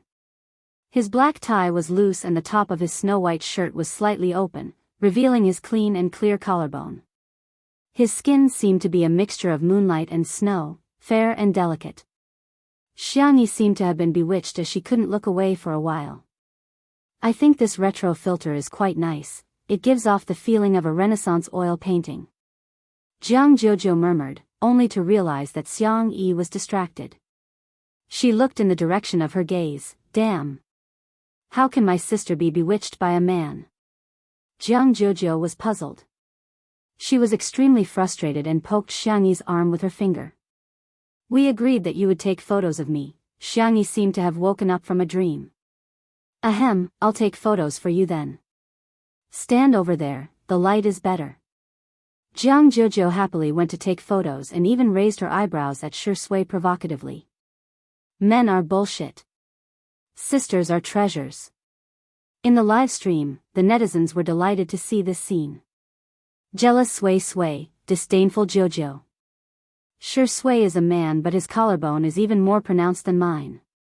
Oh my god, I love men who are relaxed, lazy, and abstinent. Sure, Sway, undo a few more buttons. I don't lack this bit of traffic. Xianxia patiently took photos of Jiang Jojo. After taking dozens of photos, the two of them huddled together to discuss which one looked better. Thanks to her narcissistic third brother, Xianxia's photography skills and aesthetic sense were both on point. Jiang Jojo looked like a noble girl from the Middle Ages. A professional photographer had once taken photos of Jiang Jojo and the composition and angle of the photos were impeccable. However, Jiang Jojo felt that Xianxia's photos were thousands of times better than those taken by a professional photographer. However, her tone was still arrogant. Humph, you're just a so-so. You haven't improved at all after so many years. Her body, however, was very honest. She held Xianxia's arm with her hand, which was a gesture of intimacy between sisters. Sure Sui saw this scene. He calmly picked up the glass of water and sipped slowly. Swoosh, Xiangxia looked over again like a good-for-nothing. Under the warm light, every part of the man's face was perfect. He raised his snow-white neck, his Adam's apple moving up and down as he swallowed. His pale thin lips were wet with water. He frowned and licked the corner of his lips, seeming to be intentional or unintentional. As if sensing Xiangxia's gaze, he looked up and his thin lips parted into a thin but seductive smile. Jiang Jojo thought, damn you, dog of a man. Half of the netizens in the live stream were screaming and the other half were quacking. Covering my mouth can't stop me from screaming like a groundhog. Brother. I can do this. I really can. Goose goose goose goose goose. Jiang Jojo's expression is hilarious. You didn't expect this, did you? The person in front of you is a Grand Slam best actor. Seriously, Sure Sui is fighting for attention, right? Wasn't it? Sure enough, he was a man with a mental age of 10. I laughed so hard that my neighbors within a 10-mile radius would have to rely on hearing aids for the rest of their lives. Jiang Jojo gritted her teeth and thought to herself, my good sister will never fall for such a dog of a man. In the next second, she heard Xiangxia ask gently, do you want to take a photo? Sure Sui blinked and said with an innocent expression, but I'm not wearing any makeup. Will I look ugly in the photos? I'm so envious of Sister E for making you look so good in the photos. Jiang Jojo was speechless. Isn't she just saying, sister, you're so good at makeup, unlike me who doesn't even know how to put on foundation? Chapter 412. The staff at the scene had a hard time trying to suppress their laughter, but the netizens watching the live stream didn't have so many scruples. She's so green as soon as she opens her mouth. Oh my god. Sure Sui is so good at variety shows. I can't take it anymore. Look at Xiao Naofu and little Shiji's expressions. I'm rolling around in bed laughing. Only then did the crowd notice that Xiao Naofu had taken a few steps back with a look of disdain, seemingly trying to draw a line between him and Sure Sui. Little Shiji had no idea what was going on and chased after Xiao Naofu while wagging its tail continuously. It was a vivid illustration of what it meant to dislike dogs and cats. However, Xiangxia retorted seriously, no, you look good in all the photos. Sure Sui was slightly stunned, but after a moment, he couldn't help but burst into laughter. It seemed that Xiangxia had an inexplicable trust in him at all times. Just that, he suddenly felt a sense of guilt. He stopped teasing her and said in a low voice, I'll leave it to Sister E then. Xiangxia took out her cell phone and began taking photos of him. Jiang Jojo stomped her feet in anger, causing countless viewers to laugh hysterically. What kind of magical scene is this? Other people's scenes were thrilling, and repeatedly testing the edge of death. The scenes on Two Under One Roof were hilarious, and so hilarious that their abs would pop out at any moment. This scene, without a doubt, became one of the famous scenes that fans of Two Under One Roof often relived. Xianyi took dozens of photos of Shi Sui with an impartial attitude. I'll send them to you later. The young girl remembered what Nan said last time. Shi Sui's Weibo account was full of weeds all year round and she couldn't be bothered to open it for business. Hence, she asked, do you want to post a 9-grid Weibo post? There should be a lot of people looking forward to it. Shi Sui nodded and said, sure. All of a sudden, the countless Shi Sui sisters in front of the screen fell silent. Most of them didn't have a good impression of Xianyi at first. After all, Xianyi's reputation was too poor previously and she had been criticized on the internet for nearly a year. Hence, everyone would be affected and prejudiced against her. But, after Shi Sui joined Two Under One Roof, he really changed. He used to be on set all year round, and there was almost no activity except for his work. His fans couldn't catch any traces of his life, and many even pessimistically thought that he didn't care about his fans at all. However, Two Under One Roof allowed everyone to see the relaxed side of Shi Sui, especially his interactions with Xianyi. Only then did they realize that he also had a childish side. When he was childish, he would even bully kittens. This Shi Sui might not be perfect, but she was very real. Now, Xianyi even urged Shi Sui to open for business. That feeling was really subtle. Sometimes, there was no reason to hate someone. Similarly, having a good impression of someone was just as sudden. Shi Sui was typing something on her Weibo account while Jianghu seized the opportunity to grab Xianyi's wrist. That. The proud and pampered young miss was now stammering, her small fists clenched tightly. Xianyi, Everyone's curiosity was piqued by her. Jianghu closed her eyes and finally made up her mind to express what she found hard to say. Hey, can you take a selfie with me? Xianyi's cherry lips opened and she hesitated for a few seconds. Can't I take a few more? Jianghu said resolutely, sure. I can do it. I'm super. Chapter 413. In the live stream, girls who don't mean what they say are so cute. Sister E is really the Terminator of tsundere. She's so good at curing tsundere. Jojo can do it. Shi Sui, can you do it or not? I'm sick of answering this question. Hashtag Shi Sui can't do it. Hashtag okay, next question. The two girls chose various filters and decorations to take a selfie. The netizens exclaimed that it was so realistic that it was simply a replica of the selfies they took with their sisters. At the same time, Shi Sui posted on Weibo. The caption was simple, but it was enough to make one's imagination run wild. Shi Sui, Sister E took it.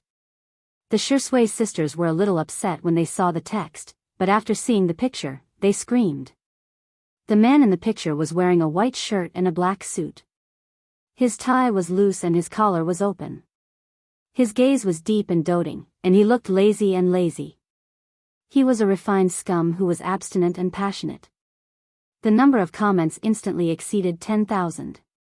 He's like a boyfriend. He's finally open for business. I'm covering my mouth and crying, thank you, Sister E. I announce that Sister E is the prettiest sister in the world. Shi Sui put away his cell phone, too embarrassed to continue teasing Xianyi, so he got ready to go back and change his clothes. The corner of his shirt was suddenly tugged. He turned around and met her bright eyes. Sister E? Do you want to take a selfie? Xianyi asked. There was a trace of surprise in the depths of Shi Sui's eyes, as if he didn't expect that Xianyi would take the initiative to ask him for a selfie. He smiled and said, yes. Little did he know that although he didn't do anything this time, in Jianghu's eyes, he was playing hard to get and retreating in order to advance. I'm so angry. Due to the height difference between the two of them, Xianyi raised her cell phone high, but before she could press the camera button, it landed in a pair of bony hands. The man's magnetic voice sounded in her ear. Let me do it. Xianyi. Okay. Seeing this scene, Jianghu began to stomp her feet again. Jojo, why do you have a problem with the floor? Fu Jian yawned and appeared beside Jianghu while his hair was messy. No one woke him up. He had been taking an afternoon nap until now. Fu Jiayan seriously suspected that he had been forgotten by the production team. Jianghu was infuriated. I'm so angry. Ignore me. Fu Jiayan replied, oh. With one hand in his pocket, Fu Jiayan sauntered over to Xiangyi and Shui. Shamelessly, he leaned over and said, Senior Shi, are you guys taking a selfie? Count me in. Let's activate a pig head special effect. Shui smiled, and the look in her eyes was very kind. The netizens in the live stream were laughing so hard that they were almost out of breath. Fu Jiayan. What a straight man. Suizi, you look like AF * King Pig, F * CK, why is Fu Jiayan so funny? I can't control myself as soon as he appears. Fu Jiayan's manager almost fainted when he saw this scene through the live stream. Bro. I told you to clear your name. Why are you ruining your own image? I told you to talk less, do more, and pay attention to your image. Have you forgotten all about it? Your brain is a good thing. Forget it if you don't use it well. You can't have not used it even once after more than 20 years, can you? The manager drank some oral liquid and opened the pop-up comments while trembling. He was already prepared for Fu Jiayan to be criticized by the netizens until he quit the entertainment industry. Whoosh, the screen was filled with ha ha ha ha ha comments that were so dazzling that it hurt the manager's eyes. The manager was speechless. Chapter 4:14. 1 minute, 2 minutes, the expected flood of negative comments didn't appear.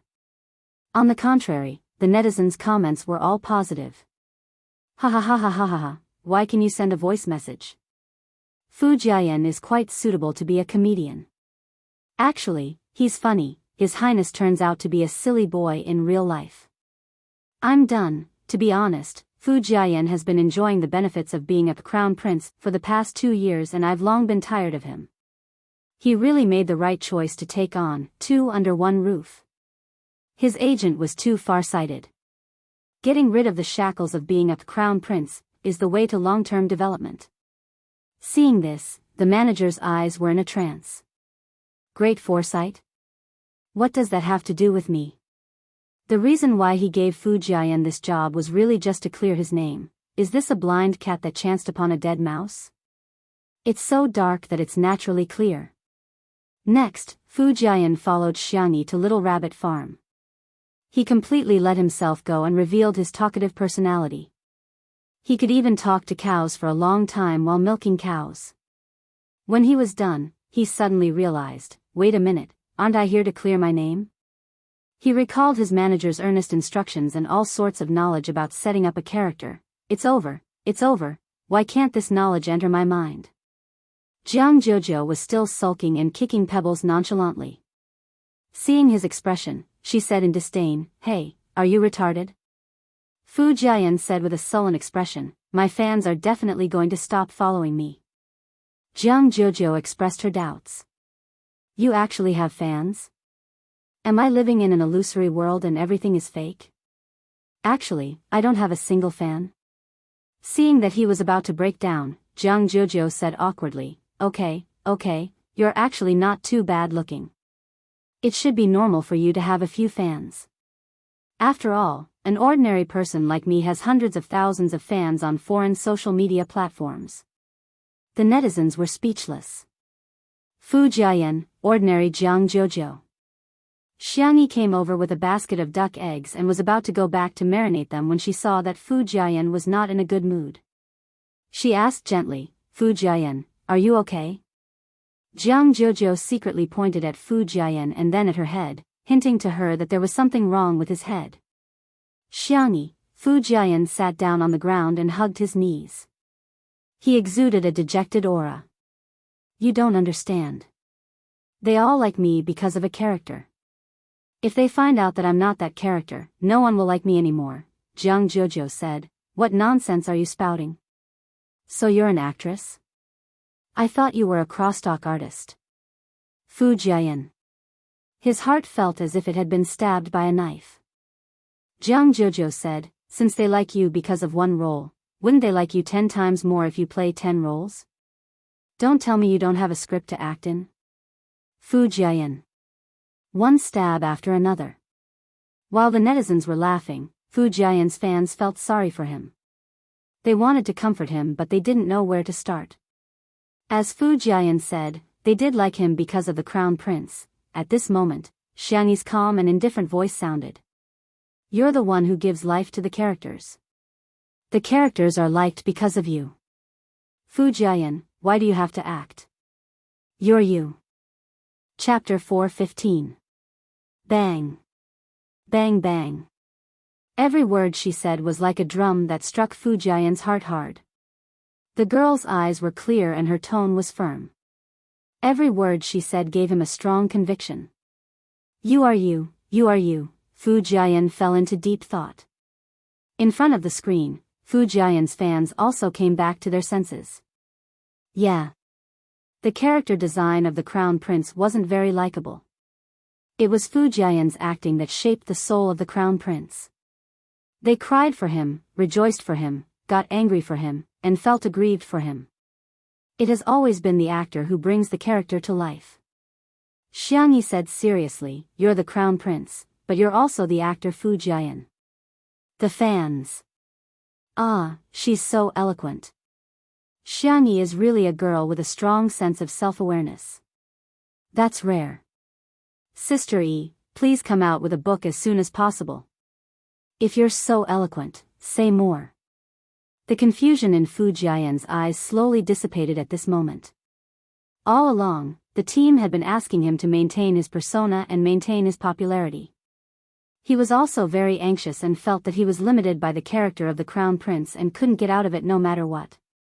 In the past 2 years, he had acted in a few dramas, but compared to the other roles, they didn't seem that outstanding. The pressure from the outside world made Fu Jiayan more and more anxious. Am I not good enough? Am I really at the peak of my career? Am I only able to keep that one classic role for the rest of my life? At the most extreme moment, he even developed feelings of self-loathing. Fu Jiayan even agreed with what others said, that he was lucky and that the role made him who he was. However, Xiangyi's words made him sober up. Fu Jiayan was so touched that tears welled up in his eyes. Sister E, you're so nice. You're my life mentor and guiding light. He wanted to hold Xiangyi's hand, but Jianghu smacked it away mercilessly. Pushed, don't try to take advantage of E. Fu Jiayan sniffled and asked sincerely, Sister E, do you have anything else to say to me? What Xiangyi said must be true and wise. He was going to write everything down in a small notebook. The next second, Xiangyi asked calmly, when you leave, do you want to take a jar of salted duck eggs with you? Fu Jiayan, ? The duck eggs this time are big, and they are all double yolk eggs. After marinating, the golden yolk will drip with oil when poked. Fu Jiayan? You don't like it? What about bringing a jar of kimchi? I've made cabbage, radish, and beans. I've also made soy sauce and chili sauce. There are also many kinds of jam. You can take your time to choose. To the production team, Fu Jiayan and the others were guests. But to Xiangyi, they were all guests. How could she leave empty-handed? After a moment of silence, Fu Jiayan suddenly sobbed and exclaimed miserably, Xiangyi. Whoa, I also want to unilaterally announce that you are my biological sister from a different mother. Jianghu exclaimed, get lost, you plagiarized my poem. Fu Jiayan seemed to be on steroids as he cleaned the house, chopped firewood, and fed the chickens. He couldn't stop at all. Sitting on the swing, Jianghu was as angry as a blowfish as she stared at Xiangyi, who was pickling salted duck eggs in the courtyard, as well as Shui who was assisting her. Why aren't you coaxing me, atrocious? She bit her lip, jumped off the swing, walked towards Xiangyi, and stood still. I'm angry. I'm super angry. I'll give you a chance to coax me. I won't wait until it's too late. Humph. Chapter 4:16. Thud. The duck egg in Xiangyi's hand fell into the mud mixed with salt water and yellow soil, causing a few drops of mud to splatter. Huh. Why are you angry? Jianghu clenched her fists tightly. You idiot. It turns out that in this world, what's more difficult than reading and understanding is a girl's heart. The pop-up comments in the live stream were filled with joy. Sister E, as expected of you. You're a straight woman. Ha ha ha ha, Sister E, you're angry at Jojo. Ejo is so sweet. I'm going to eat it. All of a sudden, the man's low laughter fell into her ears. He said in a gentle and teasing tone, isn't our Sister E very good at coaxing people? Xianxia seemed to be in a dilemma. She only knew how to give out candy, but her hands were so dirty. How could she take it? Looking at Shui's clean hands, she suddenly had an idea and nudged Shui with her elbow. Help me get the things in my left pocket. Shui readily took out a candy and handed it to Jianghu. Here, Miss Jiang, have a candy. Not only was Jianghu not comforted, she was so infuriated that she wanted to vomit blood.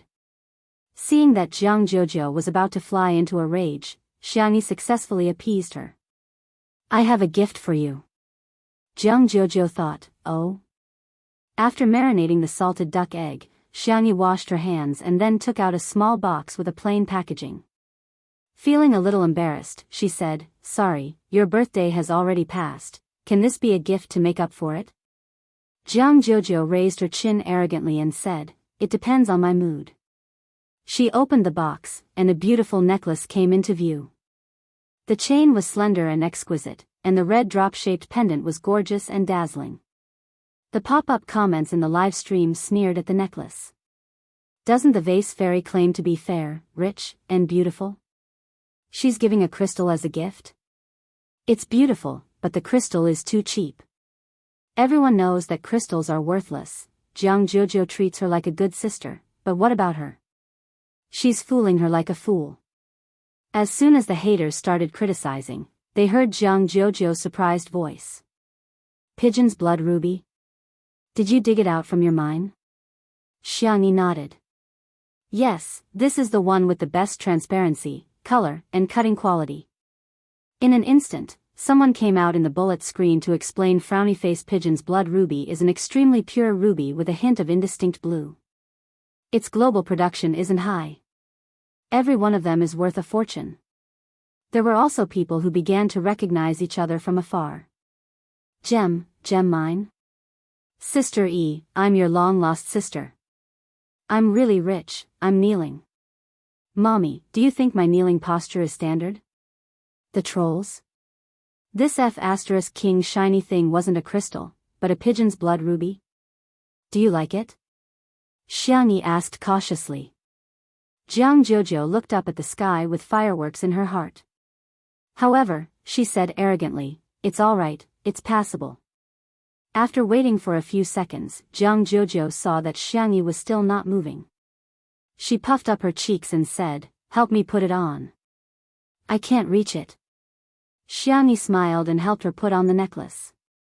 The pendant hung in the middle of her collarbone, making her skin look exceptionally fair. Jianghu glanced at Shui smugly, as if to say, I have a gift but you don't. To her surprise, in the next instant, Shui sighed softly. He had a firm grasp of the pitiful, innocent, and pure tone of a white lotus flower. Other children have gifts, when will I get one? Chapter 4:17. The fragrance of the tea that wafted over made Jianghu confused. Does this dog grow green tea at home? Why would Sister E like such a dog? I can't figure it out, I really can't figure it out. Xianxia blinked and remembered that there was a ruby in the jewelry cabinet. Although it was not as high quality as the one she gave Jianghu, it was much better than the one she gave Jianghu. It was the size of a baby's fist and it was glowing. I'll give it to him secretly at night, lest others misunderstand and affect Shui's reputation. In the blink of an eye, it was dinner time.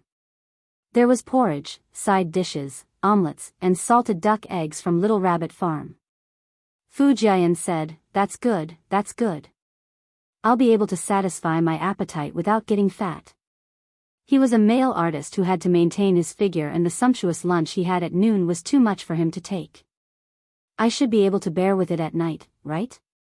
Fu Jiayan picked up an omelette and started chewing. The ingredients for the omelette were the eggs laid by Xiangyi's chickens, which Fu Jiayan had collected.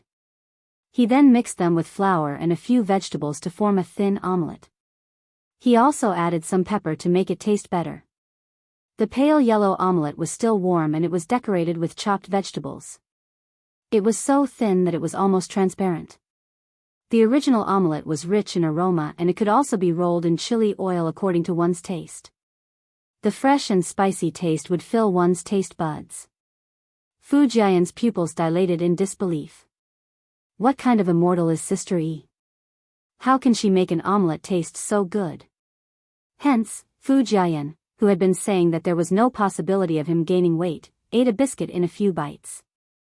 Within a short period of time, he had devoured 8 biscuits like a whirlwind. Xiangyi was dumbfounded. Is a male artist's appetite that big? In comparison, Shui ate too little. Is she deliberately eating less for the sake of being on camera? In Xiangyi's mind, she imagined the pitiful Shui going to work even though she was hungry.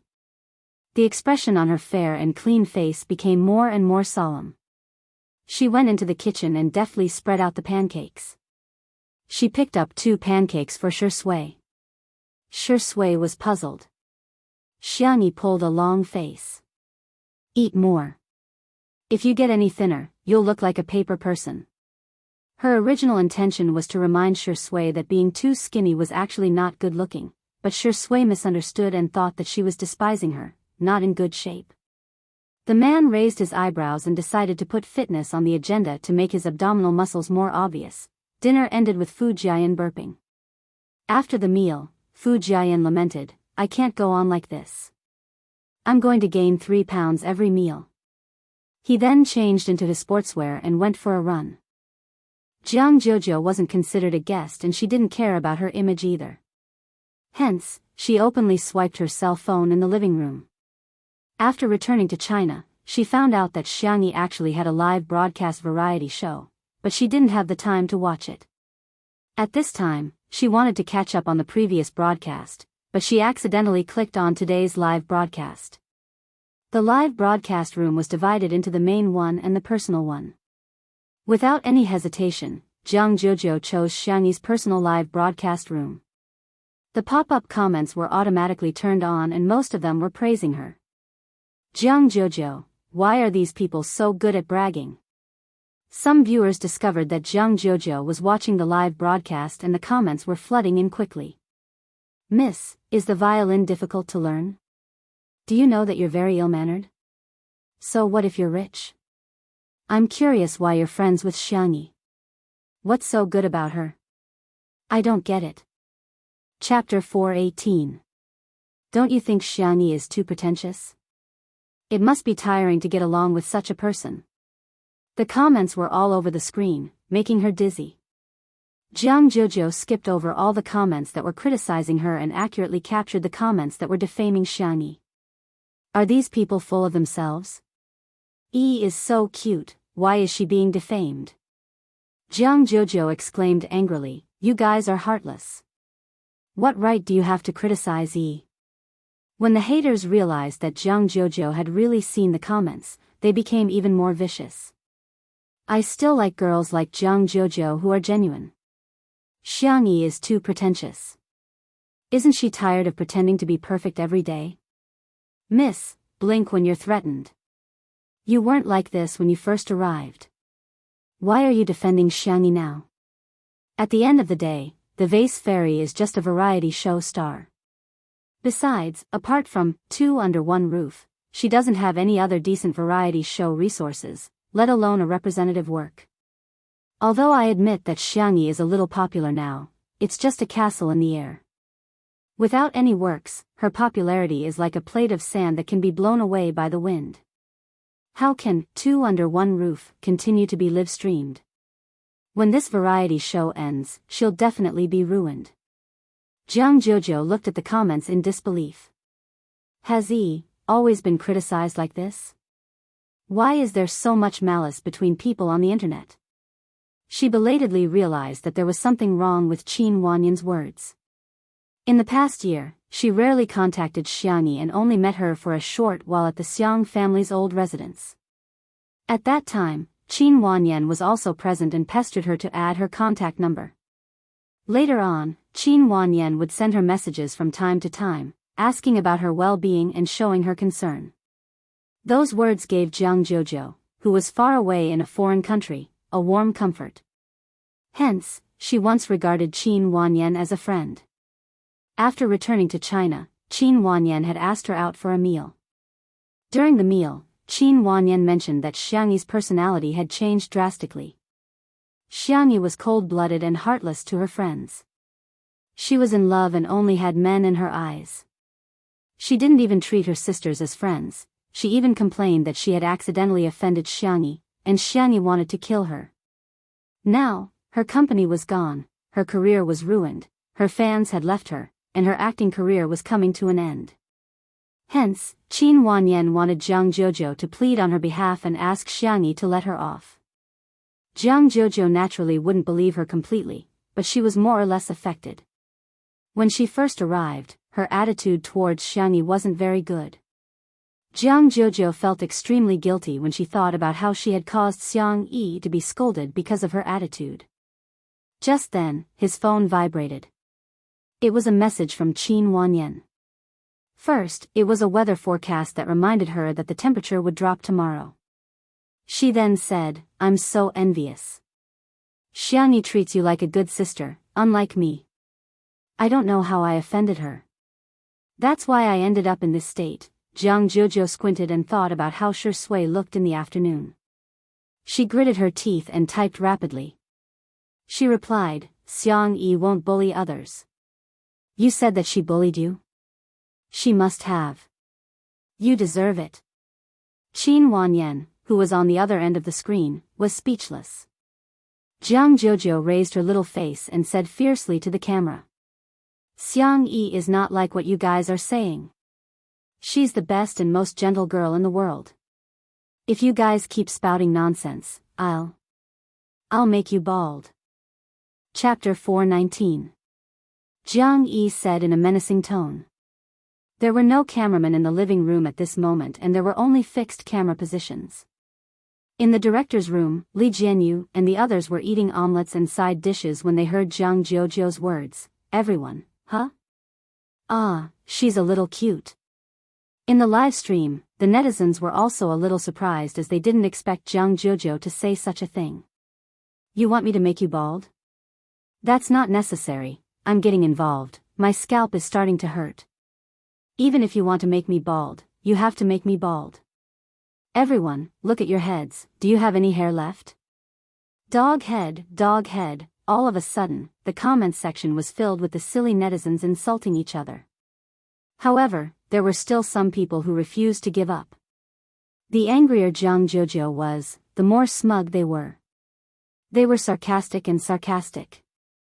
They would say whatever they could to infuriate her the most. Jiang Jojo clenched her fists tightly, wishing she could go online and beat those bastards up. A clear and gentle voice saved Jiang Jojo's bad mood in time. "Jojo, can I wear these pajamas?" It was E. That realization made Jiang Jojo calm down. She turned around and saw that Xiangyi had picked up 2 pajamas, one of which was pink and white with rabbit ears and the other was creamy yellow with bear ears. Xiangyi remembered everything she said casually. Jiang Jojo suddenly felt less angry. What's the point of being calculative with fools? They're already very pitiful for being brainless. It's all right. Despite saying that, Jiang Jojo quickly went to take a shower and then changed into the pajamas with bear ears. Before going to the living room, she paused in her tracks and turned back to pick up her violin case. Beside the bookshelf, Xiangyi was flipping through a book on archery. When she saw Jiang Jojo coming out with a violin, she smiled and asked, "What song do you want to play?" Jiang Jojo corrected her, "What song should we play?" With a serious expression, she asked, "Can we play together?" Of course, Xiangyi wouldn't disagree with such a small request from her best friend. "Sure, shall we go to the violin room then?" All of a sudden, the pop-up comments were full of mockery. Please, she's the chief of Orpheus. Are you worthy? A student of folk music shouldn't embarrass herself in front of a student of classical music. Wasn't Jianghu defending Xianxia just now? Why did she change her mind again? Asking Xianxia to perform with her is like asking the clouds in the sky and the mud on the ground. There was no camera installed in the piano room, so Li Jianyu hurriedly asked the cameraman to go over. Wan Qing, you're that assured? Aren't you afraid that Xianxia will screw up? Li Jianyu said casually, I admit that I'm gambling, but I think Sister Yi will let me win. He did not believe in himself, but he believed in Wan Qing. Wan Qing raised her eyebrows. She did not say anything, but her gaze was fixed on the screen. In the piano room, the members of the Xiang family all knew one or two musical instruments. There was a wide variety of musical instruments in the zither room. In addition to the perennial Western instruments, there were also zither, flutes, and other traditional instruments. Seeing Xianxia wandering around the traditional instruments, the spicy tutor girls were worried for her. However, they saw her skimming past the traditional instruments and finally choosing a cello. Huh. It's not a 3-string or an electric guitar, but a cello. Someone mocked, come on, this is a cello.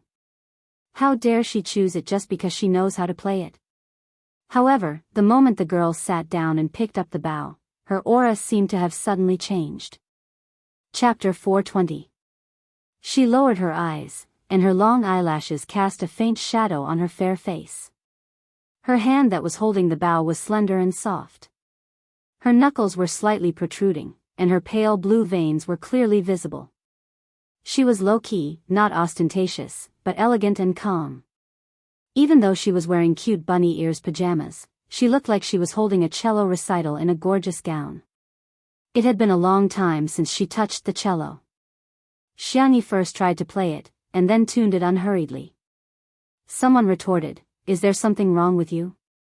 What are you delaying for? If you know how to play it, just admit it. What's the point of pretending? At this moment, a golden pop-up comment appeared in front of everyone's eyes. The golden pop-up comment was a privilege given to the Hall of Fame streamers by the Xianxia app. Generally, those who could enter the Hall of Fame were all famous streamers on the Xianxia app. The person who posted the comment was Little Nocturne, a streamer with 1 million fans in the music section. Little Nocturne, she didn't use any tuner or software to help her, nor did she ask Jianghu to play a standard note for her. If she's not pretending, she must have an absolute sense of sound, right? The golden pop-up comment appeared on the screen for 15 seconds before disappearing, enough for countless netizens to see it clearly. Wow! She's a living Nocturne. Nocturne, when are you going to live stream? I want to hear you play the piano. Reflect on how long you haven't live streamed. Why are you watching someone else's live stream? Absolute sense of sound? Sounds impressive. Does the vase fairy actually have such a thing? Little Nocturne, who was in front of the screen, was also a little uncertain. Absolute sense of sound referred to the ability to distinguish the specific pitch of a sound without any reference pitch. This included the sound of rain, thunder, and even the sound of a door opening in nature. In the ears of people with absolute sense of sound, these sounds were like the melodies in a staff. There was no need for deliberate practice. They were born with it. It was not an exaggeration to say that it was a 1 in a million talent. Even the Orpheus Orchestra that Jianghu was in, which had gathered the top young performers from all over the world. Not everyone had an absolute sense of sound. However, when Xianxia finished tuning, Little Nocturne's eyes lit up in front of the screen. She really had it. There was no lack of people who knew music in the live stream. I'm going to kneel down to Sister E. This tone is even more accurate than mine with a tuner. Other things aside, this talent alone is enough to beat all the keyboard warriors here. Go to sleep with your bathwater, okay? No wonder the Sanxian and electric guitar are so awesome. Whoa, Xianxia, how is this a gift from the heavens? It's like the heavens are chasing after us to feed us. Xianxia gestured to Jianghu to indicate that she was okay. Jianghu nodded, and in the next second, the melodious sound of the violin instantly caught everyone's ears. The chief violinist of the Orpheus Orchestra definitely lived up to his name. Even those who didn't know much about music could feel that Jianghu's playing was particularly pleasant. A golden bullet screen appeared on the screen of the live broadcast room. Little Nocturne, such terrifying strength. In reality, Little Nocturne was also a student of a top music academy abroad and was surrounded by many big shots. Hence, he could recognize how strong Jianghu was. A moment later, the clear and beautiful sound of the violin was mixed with the deep and vigorous sound of the cello. It was the best accompaniment in the textbook, but it instantly made Little Nocturne's scalp turn numb. Chapter 421. It was just like in the vast sea of people. Some people were born with a spotlight that was dazzling and eye-catching. At this moment, the sound of the cello gave off that feeling. It was clearly a foil, but it became an existence that couldn't be ignored. How many instruments does she know? Little Nocturne muttered. For most of the netizens watching the live stream, although they didn't have as sharp a hearing as Little Nocturne and didn't know much about the techniques of playing instruments, they all had the same feeling: this ensemble is so nice. Unfortunately, I'm uncultured. I can go anywhere with the word F*ck. Xiang can even play the cello. Excellent. Yes, it's nice. For the professionals, it was even more shocking. The song that Jianghu played was called Prelude to Spring. The rhythm was cheerful and it was full of the vigorous vibe of early spring. Correspondingly, it was also extremely difficult and had high requirements for the performer's skills. They weren't surprised that Jianghu could reach such a level. However, Xianxia. She was a student of traditional folk music, but she actually played the cello so well too. Many people had complicated feelings. They originally thought that Xianxia was only good at folk music, but they didn't expect her to be equally good at Western instruments. This was simply a heavenly performance at the level of cheating. Besides, she actually went to the entertainment industry instead of using her impressive talent and abilities. What's she up to? How can the professional music students endure that? The song gradually reached the climax, and at this moment, Jianghu suddenly showed off a relaxed series of bowing moves that were ingenious and full of vitality. Immediately afterwards, she didn't play according to the original melody and instead improvised. Xianxia looked up and met her gaze calmly in the air. Without saying anything, she changed the finger movements of her left hand while her right hand danced along with Jianghu's melody. There were almost no pauses and she perfectly matched Jianghu's improvisation. Little Nocturne, : The golden pop-up comments appeared again with a series of exclamation marks, which was enough to show Little Nocturne's excitement. He immediately jumped up from the sofa and turned on the live stream device that was fixed to the tripod. While listening to Xianxia and Jianghu's improvisation, his slender and fair fingers landed on the black and white keys. The impromptu performance of the two became a trio. Little Nocturne's fans received the notification and clicked on it with great interest. But they were immediately stunned. In the past, Little Nocturne would try his best not to show his face in the live stream, or he would use the special effects of the live streaming software to cover his face with a cartoon avatar. But today, for some reason, his face was shown. In the camera was a boy with a thin figure and snow-white skin. The side of his face was delicate and smooth, like a handsome young man who had walked out of a manga. The most eye-catching part was his hands. His fingers were long and slender, with distinct joints. They were so white that they were almost transparent, but they were wrapped around an old red rope. Following his movements, white and red intertwined, as if it had a bewitching power. The fans. Where did this little angel come from? Debut online. Oh my god, Nocturne's looks are so good that she can kill a lot of idols in the country. Her hands, her face, her piano skills. F*ck. Why does such a beautiful young man have nothing to do with me? After a wave of flattery from the fans, they realized that the serenade seemed to be an accompaniment for someone. Chapter 422.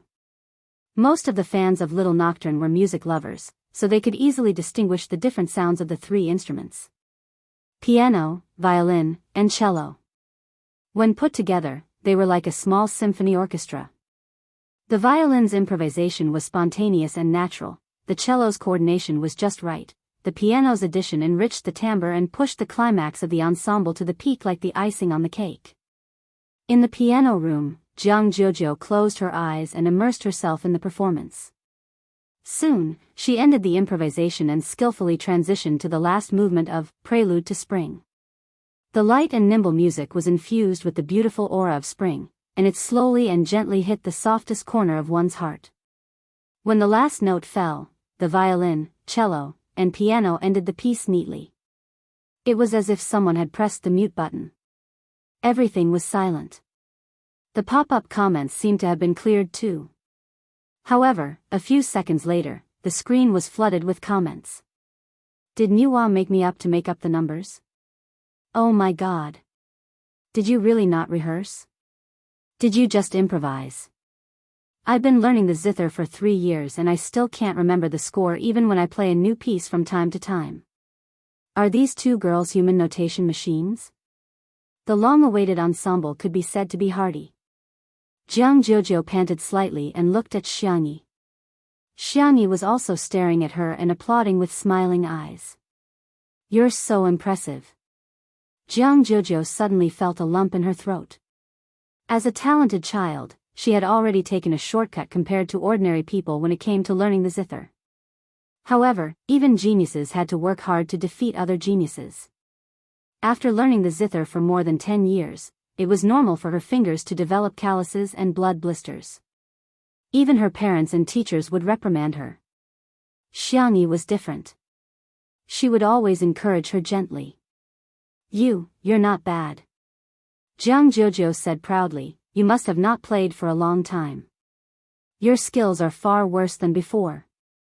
I'm too busy, excuses. They're all excuses. She was clearly more talented than Jianghu, but she insisted on cooking. Jianghu was exasperated with her. Do you want to consider joining Orpheus? When the contrarians heard this, they were amused. Is the Orpheus Orchestra a place you can go whenever you want? Okay, I admit that she can play the cello, but does Orpheus want her? Don't insult the Orpheus Orchestra. That is the sacred ground in the hearts of young performers. It's not something someone like the vase fairy can tarnish. There was a lot of discussion in the bullet screen, but in reality, Xianxia's expression was very calm. She shook her head and said, Jojo, I want to do what I like. Fame and fortune, applause and slander, she did not need and did not care. Because he had lost everything before, he knew what was the most precious. Jianghu pursed her lips, feeling a little upset, but she was determined to respect Xianxia's choice. She pushed Xianxia out of the piano room. You go out first. I want to be alone for a while. Xianxia was a little bewildered, but she still nodded and did as she was told. The door was closed and the soundproofing of the piano room was excellent. Jianghu was fearless as she moved her face closer to the cameraman's lens. Orpheus invited Yi when she was 15 years old. She doesn't need her eyes, but she can donate them to those in need. My sister is just that outstanding. I'm going to piss you off. Chapter 423. In the live stream, the netizens were stunned at first, but they immediately reacted. Is Jianghu insulting the haters? Today's cuteness is a critical hit. What kind of peerless cutie is this? Wow, Missy is really just being arrogant on the surface, but she's actually very protective of Sister E. I'm in love with her. When can I have such a sisterly relationship? Our 8-person dormitory is going to debut in a palace drama. The amount of information in Jianghu's words also shocked the netizens. She was invited by the Orpheus Orchestra at the age of 15? Doesn't that mean that Xianxia is just as capable as Jianghu in music? Nuwa, when you created Sister E, you must have meticulously crafted her, given her a free cheat code, maxed out her talent, and even created a few immortal brothers for her, right? Outside the door. After Xianxia was pushed out, she happened to see Shui, who was by the French window. Dressed in cotton sportswear, the man was reluctantly rubbing Xiao Naofu, who was unwilling to be rubbed by him. The reason was none other than the fact that there were no more material. Li Jianyu was now beginning to despise Shui. Without Sister E around, he felt that he was simply too boring. He was either reading a script or a book, which was often mistaken for still images. In desperation, the production team had no choice but to bring Xiao Naofu and little Shiji over so that the audience could at least enjoy the cat. Xiao Naofu and Shi Sui could be said to be disgusted with each other. Shi Sui rubbed Xiao Naofu casually, obviously distracted. Xiao Naofu stuck its buttocks out at him and used its body movements to express its disdain for him. Little Shiji, on the other hand, was docile and obediently nestled beside Shi Sui's feet, dozing off in a daze. Hearing the familiar footsteps, Xiao Naofu broke free from Shi Sui mercilessly and scurried towards Xiangyi. Xiangyi squatted down and caught it. Xiao Naofu rubbed itself against Xiangyi's chest affectionately and even pressed itself against her cheek in a bid to kiss her. Boom! Xiangyi kissed its forehead and asked softly, "Are you hungry? Do you want some milk powder?" Xiao Naofu glanced at Shi Sui, wagged its tail ostentatiously, and let out a cute meow. "Humph, see, this stupid woman still loves this hoo-hoo the most."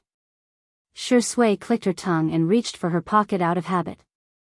However, she quickly realized that he had quit smoking. He pressed the space between his eyebrows, feeling slightly irritated. Suddenly, a transparent and exquisite candy jar appeared in front of him. It was filled with lollipops. Here, fruit-flavored. The girl had a good voice. It was warm and soft, but not overly sweet. Shi Sui thanked her and watched as she proceeded to make some goat milk powder for Xiao Naofu and little Shiji. Hugging the candy jar, he smiled happily and seductively. He raised his eyebrows at Xiao Naofu and lazily provoked, "Kitty, what should I do? I have candy, but you don't." Xiao Naofu let out a ferocious roar. Meow. In the live stream, this is the kind of couple that men should love. He's really giving out candy. Untimely sweetness is crying. That last syllable of yo is really asking for a beating. Ha ha ha. In the director's office, Li Jianyu stared at Shi Sui in disdain with a look of disdain. "Look, if Sister E doesn't show up, it's just a still screen. As soon as Sister E shows up, he's a horny dog." Just when he thought that Shi Sui was horny enough, he slowly picked up the kitten and asked with a chuckle, "Do you want a kiss, kitty?" Xiao Naofu shuddered with horror in its eyes. "Damn it, don't come over, aw, stupid woman, come and save me." Chapter 424. It tried its best to push Shi Sui away with its furry paws, its resistance written all over its body. However, Shi Sui deliberately misinterpreted its meaning. "You want a kiss? Tsk, you're so clingy," Xiao Naofu barked angrily, "Woof woof woof." A certain best actor, who had easily angered the kitten into barking, blinked his long eyelashes and teased, "You don't want it? You're such a hypocritical kitten. Do you want a kiss on the face or?" He deliberately tapped Xiao Naofu's mouth with his slender and fair finger. Xiao Naofu trembled even more violently, and its fur stood on end.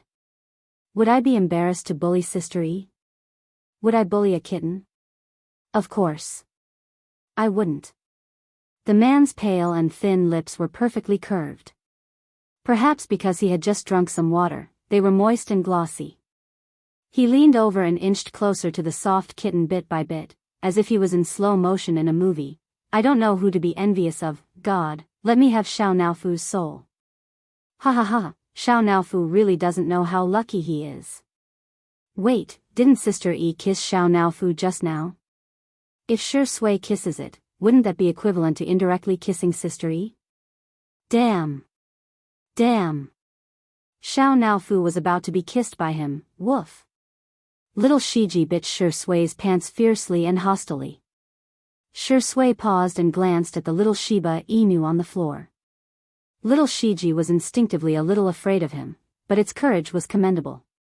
Woof woof woof. Shi Sui seemed to be deep in thought and let go of Xiao Naofu with a smirk. Xiao Naofu scurried away so quickly that it left afterimages. It nestled at the kitchen door and stared in Shi Sui's direction vigilantly. Little Shiji chased after it and lay down beside Xiao Naofu, licking its fur to appease it. At this moment, Xiangyi came out with 2 bowls of goat milk powder and asked in bewilderment, why are you guys here? Xiao Naofu looked up aggrievedly and complained with its chubby face. Meow meow, stupid woman, dog-like men are bad.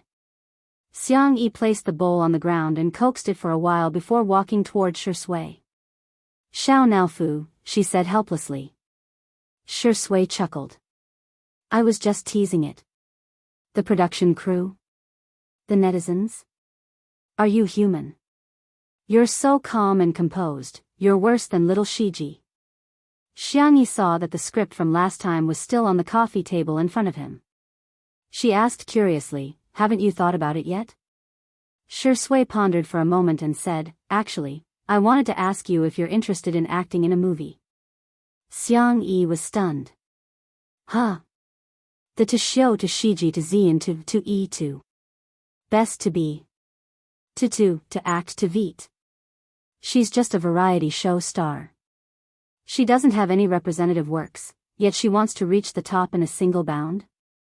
Men are indeed creatures who think with their lower bodies. They have no bottom line when it comes to young and beautiful women. Hey, that's not how resources should be given. Xiang Yi's acting skills in the TV series previously shocked me so much that I still have lingering fears. Don't worry, you can take your time to think about it. At most, he wouldn't take on the role. It was inevitable that there would be regrets in life. Shui was quite open-minded about such matters. Recalling Si Chuanbai's call just now, he said, by the way, Brother Si wants me to tell you that you have to film a variety show in the next 2 days. Coincidentally, the official Weibo account of National Mass Workout happened to announce the news almost at the same time as Shui. Chapter 425. Quanmin Lai Sports v. Xiangyi v. Sister E, nice to meet you. It was a simple text that was much more straightforward and clear than a long speech. The comments section below the post exploded. Is Sister E a guest? What the heck? They actually invited Vase Fairy? Are you serious? Doesn't National Sports only invite A-listers or big shots? Everyone was discussing fervently. When the news spread to the live stream, it immediately caused an uproar. It's actually National Sports. Who dares to say that Xiangyi has no resources? No. This is the most popular variety show in the country with the highest viewership ratings. Only then did everyone realize how terrifying Xiangyi's popularity was. She could be considered the fastest rising female celebrity of the year. The spicy Tutu fans were emboldened and quickly retaliated. Take away our Sister E, don't cue us. No way, right? No one really believes that Sister E doesn't have resources, right? Everyone, you can look forward to Xiang Yi's performance on National Sports. Our Xiang Yi is awesome. No one dared to make any more comments, except for a few haters who were still talking about variety shows, but no one cared anymore. Although variety shows were not a good term, the popularity brought about by variety shows was obvious to all. In a sense, variety shows attracted more fans than film and television productions. Many actors were envious of the popularity of variety shows, but they were also wary of going on variety shows. Firstly, they were afraid that their character settings would be violated. Secondly, they were afraid that after their image was solidified, the audience wouldn't be able to immerse themselves in the show. Thirdly, they had to maintain a certain level of mystery and not oversell themselves. Hence, there were many restrictions. Xiangyi didn't have such worries. Instead, her performance was more natural, and it was easier for her to attract fans. Soon, the hashtag Xiangyi's new variety show hashtag became a hot search. At first, the program team of National Sports added fuel to the fire, but later on, it became a spontaneous discussion among netizens. Some people were looking forward to it, some were criticizing it, and some were criticizing it. However, everything could be summed up in a simple word: popularity. Many veteran managers and entertainment companies in the industry keenly sensed that something was unusual. Female artists had a harder time than male artists in this industry. Generally speaking, male artists had more data, traffic, and discussions than female artists. But Xiangyi, her popularity was even greater than that of the other popular idols.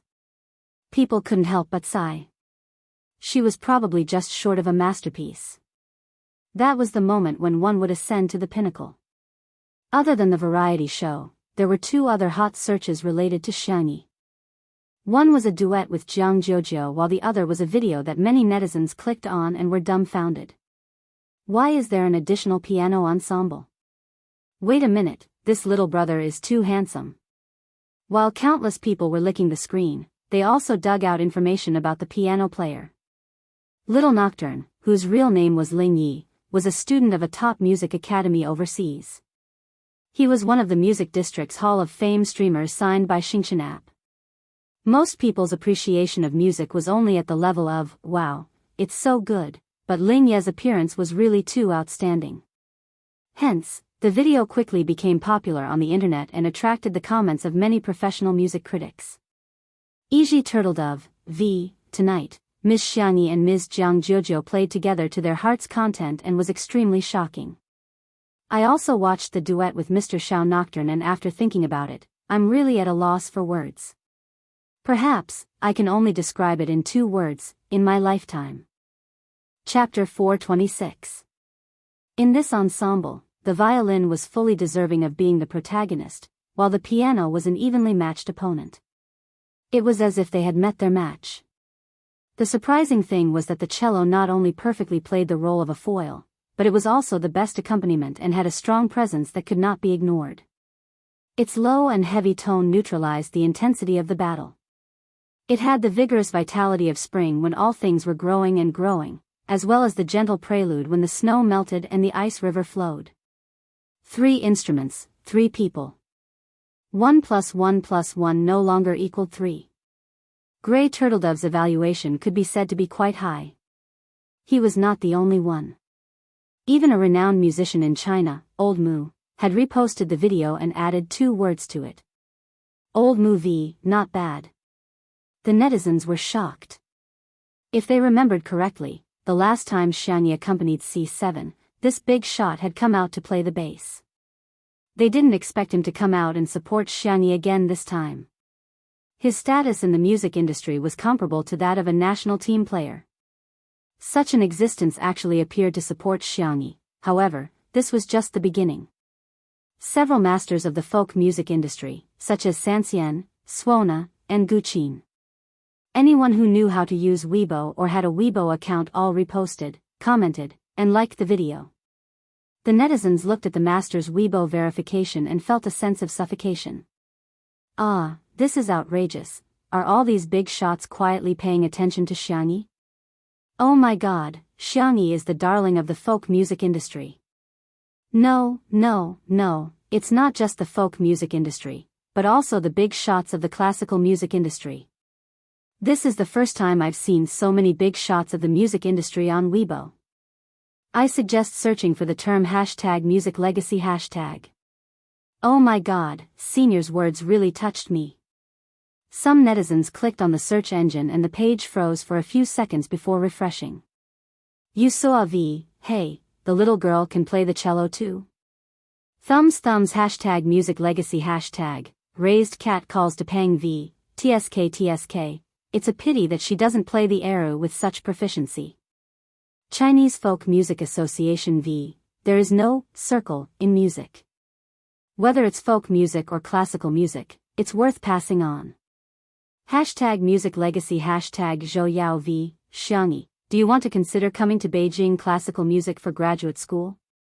Guaranteed employment. Music Legacy #Anjirua, don't fight with our Vienna Orchestra, okay? Xianxia, 5 insurances and 1 gold, a cello seat. Sister E, do you want to consider it? #Music Legacy World Classical Music Association v. Thank you to the 3 excellent performers for allowing us to enjoy this musical feast.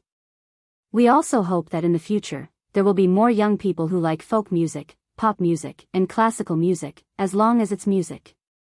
Music Legacy the netizens who saw this scene were all shocked. What was prestige? This was it. Who in the entertainment industry could get so many big shots and official Weibo accounts to support them? That night, more and more people remembered the name, Xiangyi, and remembered Xiangyi's unparalleled talent in music. After the live stream ended, Xiangyi took out another ruby, put it in a box, and meticulously wrapped a bow around it. Xiao Naofu's fierce meowing came from the direction of the balcony. Xiangyi walked over and realized that it was Xiao Naofu who was yelling at Shui, who was standing on the balcony next door. In the night, the man's figure was tall and slender, and the cool breeze gently fell on the ends of his soft hair. Chapter 427. Seeing Xiangyi's figure, Xiao Naofu seemed to have found a backer and roared a few more times. Xiao Naofu, you can't be like this. Although it was a reprimand, it was very gentle. The little cat turned its face away. Humph. Xiangyi curiously asked Shui, what did you do to Xiao Naofu? Why is it always so fierce to you? Shui, you teased it and said you take it to be sterilized? Xiangyi said seriously, then don't say that in the future. Xiao Naofu is still a baby and its heart is very fragile. You can't hurt it like this. Shui readily agreed. Okay, I'll listen to Sister Yi. Hearing that the dog man could actually speak human language, Xiao Naofu's icy blue cat eyes widened in disbelief. Xiangyi, then you, promise it. The girl raised the chubby, white, and soft little cat. Shui probably didn't expect that there would be a day when he would bow down to Xiao Naofu. The tip of his tongue pressed against his chin in displeasure. After a few seconds, he sighed. Xiao Naofu, I won't scare you with sterilization anymore. He had to listen to Tutu's words. Xiao Naofu's tail swung twice in the air, dizzy from the sudden bliss that fell from the sky. The next second, it heard Xiangyi say, you're not allowed to be fierce to Shui Gij anymore. Xiao Naofu, meow. Humph, I won't listen. Xiangyi patiently persuaded, if you're obedient, I'll make you a luxurious seafood set meal, the kind that can have 10 ingredients. Xiao Naofu, would this huhu bow down for a mouthful of food? Heh, of course. It made a sweet and soft meow, in a flattering and coquettish tone. Okay, then you two, shake hands and make up, okay? Hearing this, Shui and Xiao Naofu's eyes revealed rejection. But Xiangyi insisted. Thus, Shui had no choice but to stretch out her bony fingers. Xiao Naofu also reluctantly stretched out its chubby paw. The man and the cat shook hands across the balcony for less than a second. Then, as if they had touched something dirty, they hurriedly retracted their hands. Shui was rather calm, but Xiao Naofu couldn't tolerate it at all. It jumped out of Xiangyi's arms and got ready to look for little Shiji to lick. It did not want him to lick it. A dog man's hand definitely smelled like a dog. Looking at Xiao Naofu's back, Xiangyi couldn't help but laugh. It seems to have really gained weight. Its body was round, its fur was soft, and its legs were short. It looked extremely adorable. Shui replied with a soft, Even he, who didn't like small animals, actually thought that Xiao Naofu was quite cute. But because she was cute, it was more fun to bully her, smiley face. By the way, this is for you. Xiangyi handed the box over. Shui was a little surprised and raised his eyebrows. I get a gift too? Xiangyi explained seriously, children need to get gifts, and so do adults. Shui seemed to be stunned for a second, or maybe it was just Xiangyi's imagination. The man's peach blossom-shaped eyes were curved inward, and his eyelashes were longer than a girl's. When they drooped down, they cast a faint shadow on his cold and fair skin. Opening the box, a ruby the size of a baby's fist reflected a dazzling light. It was unbelievably beautiful. Xiangyi said, although this isn't as pure as Jojo's, but it's big. It's shiny too. The man's lips curled into an ambiguous smile. It is quite big. Then. For some reason, Xiangyi was a little nervous. Do you like it then? Chapter 428. The night was gentle, and the moon was bright and the stars were sparse. There was a faint fragrance of flowers in the air. Shui stared at her and curled his lips, as if he was answering her question, but also as if he was confessing to her, I like it. Yes, I like everything that Xiangyi gives me. The clear eyes of the young girl in front of him curved up, as if they were filled with moonlight, quiet and beautiful. As long as you like it. Xiangyi smiled. I'll go in then. Wait a minute. Shui stopped her. Huh? Xiangyi turned her head and looked at him in confusion. The man took out a velvet box from his trouser pocket and said, it's sponsored by the brand. See if you like it. Xiangyi opened it. It was a very delicate bracelet with a neutral design. There were a few diamonds on the bracelet, and each of them was big. As it spun, it reflected a dazzling light. Xiangyi knew a lot about jewelry because of the gem mine her aunt had given her. She asked, will the brand sponsor such an expensive piece of jewelry? Shui's expression didn't change. Xiangyi had always believed everything he said. She said, you're indeed popular.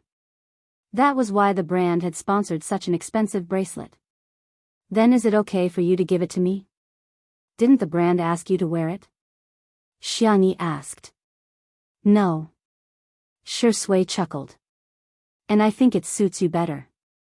Xiangyi picked it up and looked at it carefully. She liked this bracelet very much, so she didn't shy away from politeness and said graciously, thank you. Do you want me to put it on for you? Xiangyi didn't think much of it and handed her hand and the bracelet to him. The man lowered his long eyelashes and carefully fastened the bracelet for her. His slightly calloused fingers inadvertently rubbed against the girl's fair wrist bone, evoking a slight itch. Xiangyi's fingertips trembled. All right. The man's deep voice pulled her back to reality. Xiangyi retracted her hand and curled up uncomfortably. Her voice was unbelievably soft. Thank you. So this is how it feels to like someone. She was deep in thought. Shui blinked and asked, in that case, good night? Xiangyi, good night. The two of them said good night to each other, and Xiangyi went back to her room first.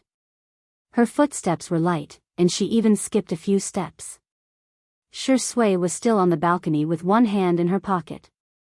She didn't find the cigarette box, but a lollipop. It was a candy from Tutu. His addiction to smoking was actually very strong. Enduring until now was almost his limit. However, the moment he saw the candy, his eyes were filled with lust.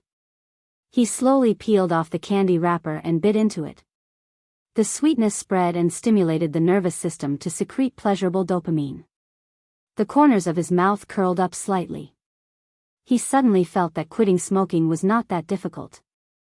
When Xiangyi returned to her room, Jianghu happened to push the door open and enter. When she saw the bracelet on her wrist, she squinted. Are you in a relationship with that dog of a man? She sounded as if she was questioning the scumbag's infidelity. Xiangyi said. No. Jianghu heaved a sigh of relief. That's good, that's good. I knew you wouldn't like him. Xiangyi hesitated for a moment, but she still chose to be honest with her friend. I think he might not like me. Jianghu was speechless. Looking at Jianghu's dumbfounded expression, Xiangyi calmed down. She didn't confess because she didn't want to affect Shui during the live stream. However, liking someone wasn't something to be ashamed of. She nodded and said, yes, I like him. Chapter 429. Pitter-patter, Jianghu froze in shock as if she had been electrocuted. Her lips quivered and she couldn't believe what she had just heard. How could my adorable and perfect fall for Shui, that dog of a man? Jianghu raised her hand and checked the temperature of Xiangyi's forehead before muttering to herself. Why isn't it hot at all? Xiangyi was caught between laughter and tears. I don't have a fever. No, you have a fever. Jianghu said firmly, sit here obediently, I'll go get you a thermometer to measure your temperature. She pressed Xiangyi onto the bed forcefully and after taking a few steps out, she realized that she was being a little too concerned and added proudly, don't misunderstand. I'm just afraid that you'll infect me with your fever. Humph. A few minutes later. Jianghu looked at the number on the thermometer, 36.8 degrees Celsius, and finally accepted the reality. E doesn't have a fever equals E is conscious equals E likes a dog of a man equals that dog of a man has snatched E away. Ah. Does he deserve it? He doesn't. Jianghu asked resentfully, what do you see in him? Isn't he just good looking? Isn't he just successful in his career? Isn't he just? She suddenly paused and realized that she was talking about Shui's strengths. She flew into a rage out of humiliation and said, wake up, are you such a superficial person? You've seen all kinds of handsome men, must you be lusting after his face? Xianxia bit her lower lip and reflected for a few seconds before saying, I think I am. Jianghu was speechless. Xianxia said, he has a great figure too, he has abs. Jianghu was speechless. So you're not only lusting after his face, but you're also lusting after his body. Jianghu was so angry that she couldn't sleep well the entire night and couldn't get up in the morning either. Xianxia covered her with the blanket and went out for a morning exercise. When she returned, she watered the plants and sprayed some activator. Sister E. Sister E. Fu Jiayan was like a monkey. His hair was uncombed, and his face was unwashed. He rushed out and held his phone excitedly. I'm famous. After one night, in addition to the trio's ensemble that attracted a lot of attention, there was also something that people in the circle didn't expect. Fu Jiayan was on fire. The fire could be said to have caught them off guard, but if one were to examine it carefully, it would be logical. His popularity was already there, and he was also an A-list male star. It was just that he hadn't had any good works in a long time, so he had been relying on the image of the crown prince. He didn't expect that yesterday's interaction with Xianxia would be trending, and his popularity would suddenly rise. His agent received a huge stack of scripts and he received invitations from crosstalk masters, comedians, and Saturday talk shows. He was so excited that he spoke incoherently. Fortunately, Xianxia was patient enough. After listening to him, she said with a smile, congratulations, you've gotten what you wanted. Do you have any variety shows that you want to go on? Fu Jiayan clenched his fists and said with a serious expression, actually, I really want to go, but I think Jianghu is right. If I act in one show, people will like me because of one role.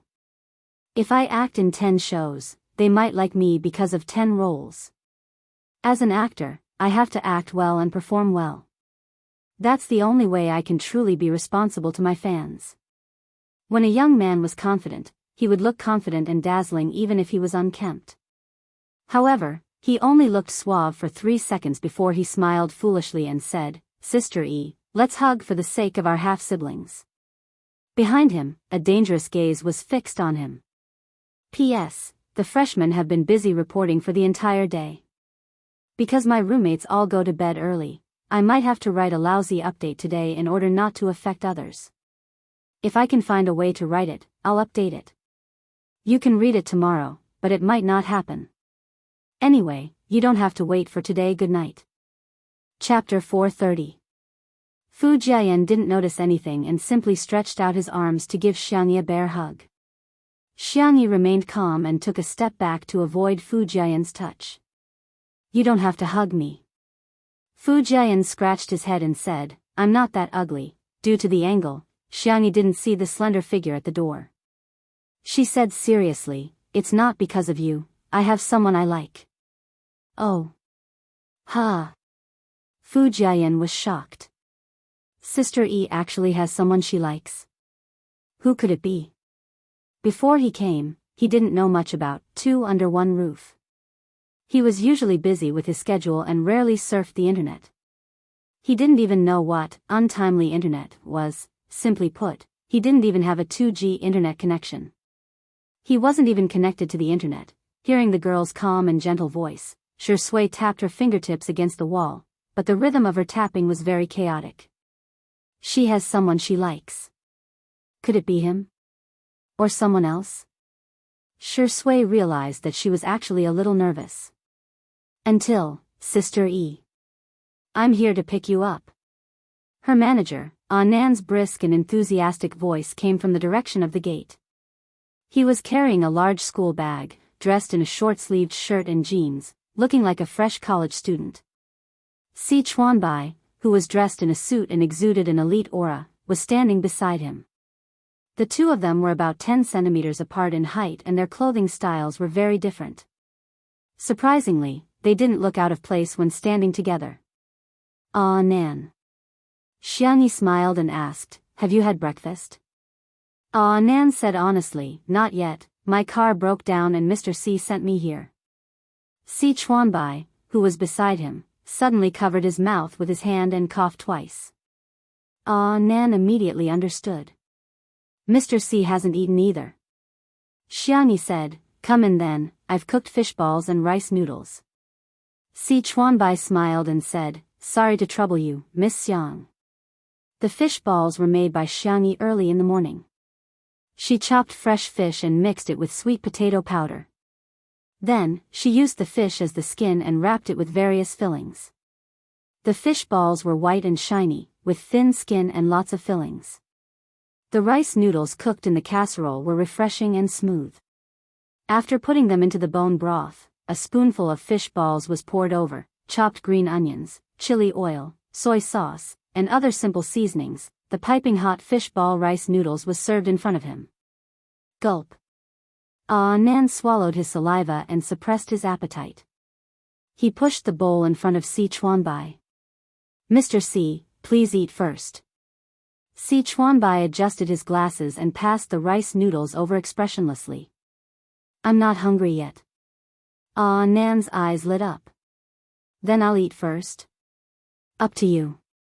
"Oh yeah." Nan cheered in his heart as he picked up his chopsticks and started eating. The rice noodles were slightly chewy, the broth was mellow and warm, and the fish balls were the best. He ate pork fillings, shrimp fillings, mushroom fillings, tofu fillings. Every one of them was delicious. Nan was so hot that he couldn't stop breathing. Phew. Ha. Si Chuanbai said, "Slow down, no one's going to fight with you." "Wow, this is delicious." "This is delicious too." When it was Si Chuanbai's turn, he used all his self-control but still couldn't restrain himself from eating. On the other hand, Fu Jiayan was also eating, without the burden of being an A-list actor. Nan was the first to finish a bowl and made a heart to Xianxia. "Sister E, I love you."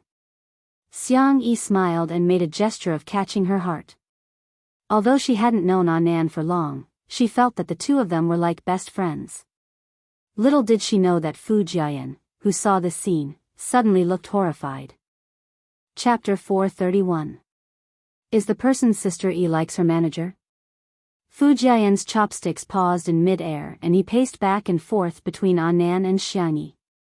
Sister E smiled at Nan. Sister E cooked another bowl of rice noodles for Nan. Sister E scooped a large spoonful of fish balls for Nan. The more he looked at it, the more suspicious it seemed. Fu Jiayan made a logical conclusion in his mind. Sister E treats Nan well, which means that Sister E likes Nan. However, in the next moment, the corners of Si Chuanbai's mouth were stained with soup.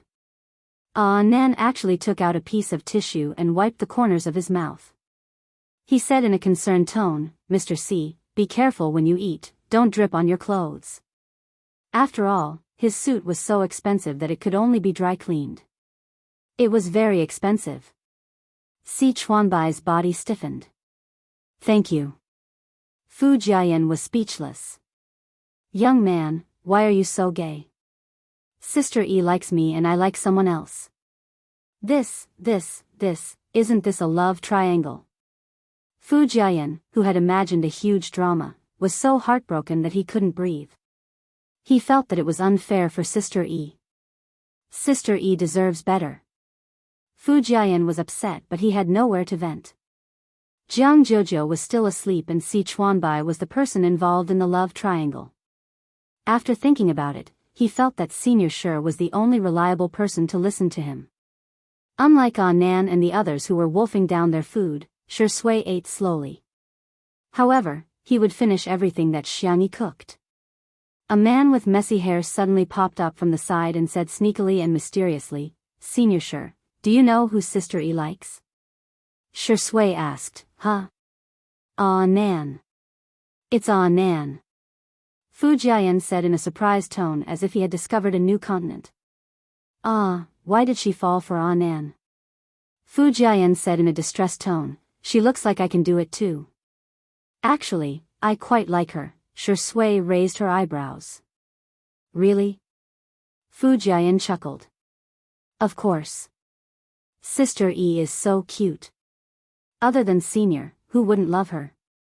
He had a clear memory of Shi Sui's misogyny. Back then, there was a female extra in the cast who tried to force a kiss on him. She had merely touched his arm, and Shi Sui had vomited. He even vomited a lot. Later on, Fu Jiayan heard the director vaguely mention that Shi Sui's illness was not physical but psychological. There was a hurdle in his heart that he couldn't get over. He had to walk out on his own, or someone had to pull him out. Otherwise, he would have resisted any intimate actions with women his entire life. How great would it be if Sister E likes me? Fu Jiayan was lost in his fantasy. I'll definitely give her all my pay. It wouldn't be fast to get married in a year, would it? As for children, it'd be best if it's a boy and a girl. 2 daughters would be fine, but what about 2 sons? It's worrying. Shi Sui elegantly bit into a fishball, causing the gravy to splatter everywhere. The aroma made him squint slightly. "You're right." Fu Jiayan thought he was referring to the children. "Hey, Senior, you don't like sons either?" Right? Younger daughters are better." Shi Sui suddenly said, "I'm also human." Fu Jiayan laughed. "Senior, your joke is really cold." "Ha ha ha, if you're not human, then what are you?" Shi Sui was calm and composed. Fu Jiayan's laughter stopped abruptly. "Who wouldn't love a human? I'm also human." His gaze was even more horrified. It was the kind of panic that one would feel when they suddenly connected from a 2G network to a 5G network. Chapter 432. Oh my God. Did I find out some big secret? Senior Shi actually likes women. And the one he likes is Sister E. So here's the problem.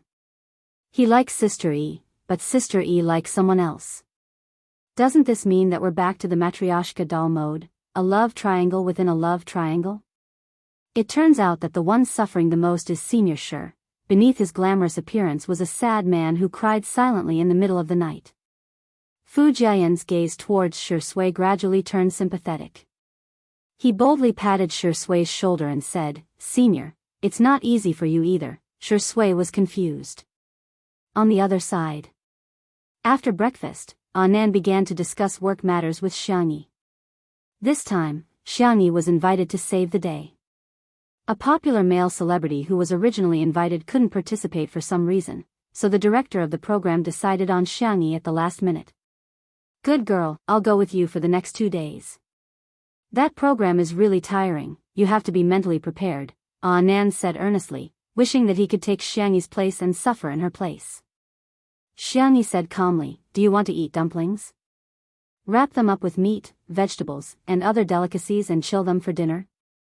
Nan was speechless. "I'll eat." "Okay, sit down and wait for me." Xiangyi went into the kitchen and busied herself while Nan sat obediently on the small stool. He felt that he wasn't on a field trip, but a public trip with free meals. After the dumplings were wrapped, Nan took on the task of packing them while Sichuanbai helped him. Xiangyi simply packed her luggage and pulled it to the bedroom door. Shi Sui naturally took it from her. The man was tall and had long legs, so the height of the suitcase was a little low for him. He lifted it to the highest point and barely reached a comfortable position. "I'll send you out," he said. Xiangyi nodded and walked out while giving him some trivial instructions. "Don't feed Xiao Naofu too many snacks, it's time to lose weight. There are still leftover fish balls and dumplings in the freezer. You can make steamed dumplings and curry fish balls with Director Li and the others. Also, the fish tank I bought will arrive in the afternoon. Uncle Wang will send the fish over then." Please take good care of them for me. Shui listened quietly, occasionally nodding to indicate that she was listening. The road to the gate was very long, but it also seemed very short. Shui put the luggage into the trunk with one hand. Xiangyi inexplicably felt a kind of sadness of parting. So this is what it feels like to leave someone important. She thought in a daze. When her brothers left, did they also have such a feeling of loss? Shui's words pulled her back to reality. Sister E, have a safe trip. Okay. Xiangyi blinked. You should also take care of yourself.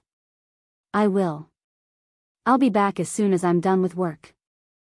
Xiangyi scratched her palm with her fingers, feeling a little itchy and uneasy. Whatever you want to eat, I'll make it for you. Shui stared at her with a gloomy gaze. Seemingly having thought of something, he smirked and asked, You can eat whatever I want? Yes. Then, it's a deal. His deep voice was warm and pleasant, making Shui's heart skip a beat. Sister E, you can't go back on your word. Xiangyi's face was pale and she said with a solemn expression, I won't. Afraid that Shui wouldn't believe her, she stretched out her finger and said, We can pinky swear. Shui chuckled and was about to pinky swear with her when Jianghu yelled hysterically behind them. Ah, you're not allowed to hold hands. No, no. Chapter 433.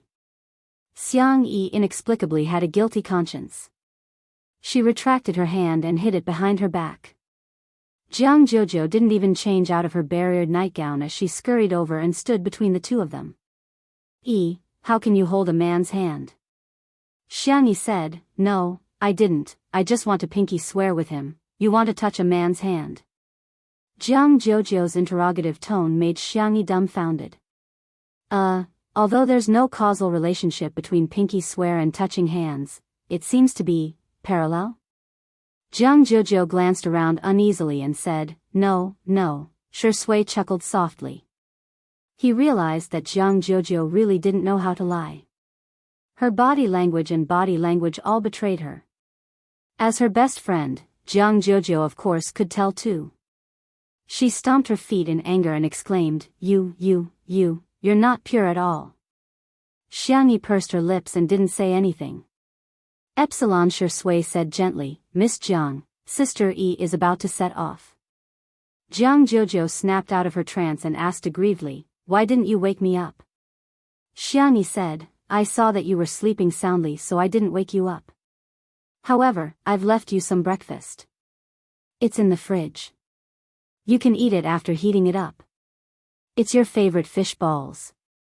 Jianghu's resentment instantly vanished because of Xiangyi's words. Her ears were red and she tapped the ground with the tip of her foot. Pretending to be indifferent, she said, So you still remember my preferences.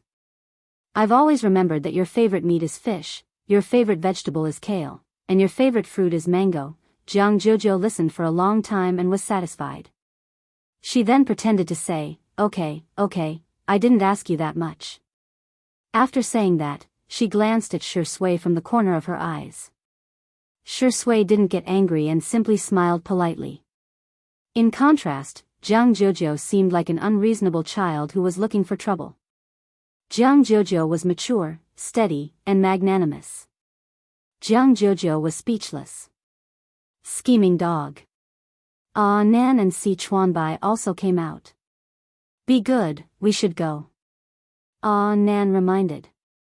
The filming started in the afternoon, and they still had to do their makeup and hair when they arrived. After all, National Mass Workout wasn't as casual as two under one roof. Only then did Jianghu slowly take out a pink purse from her pocket.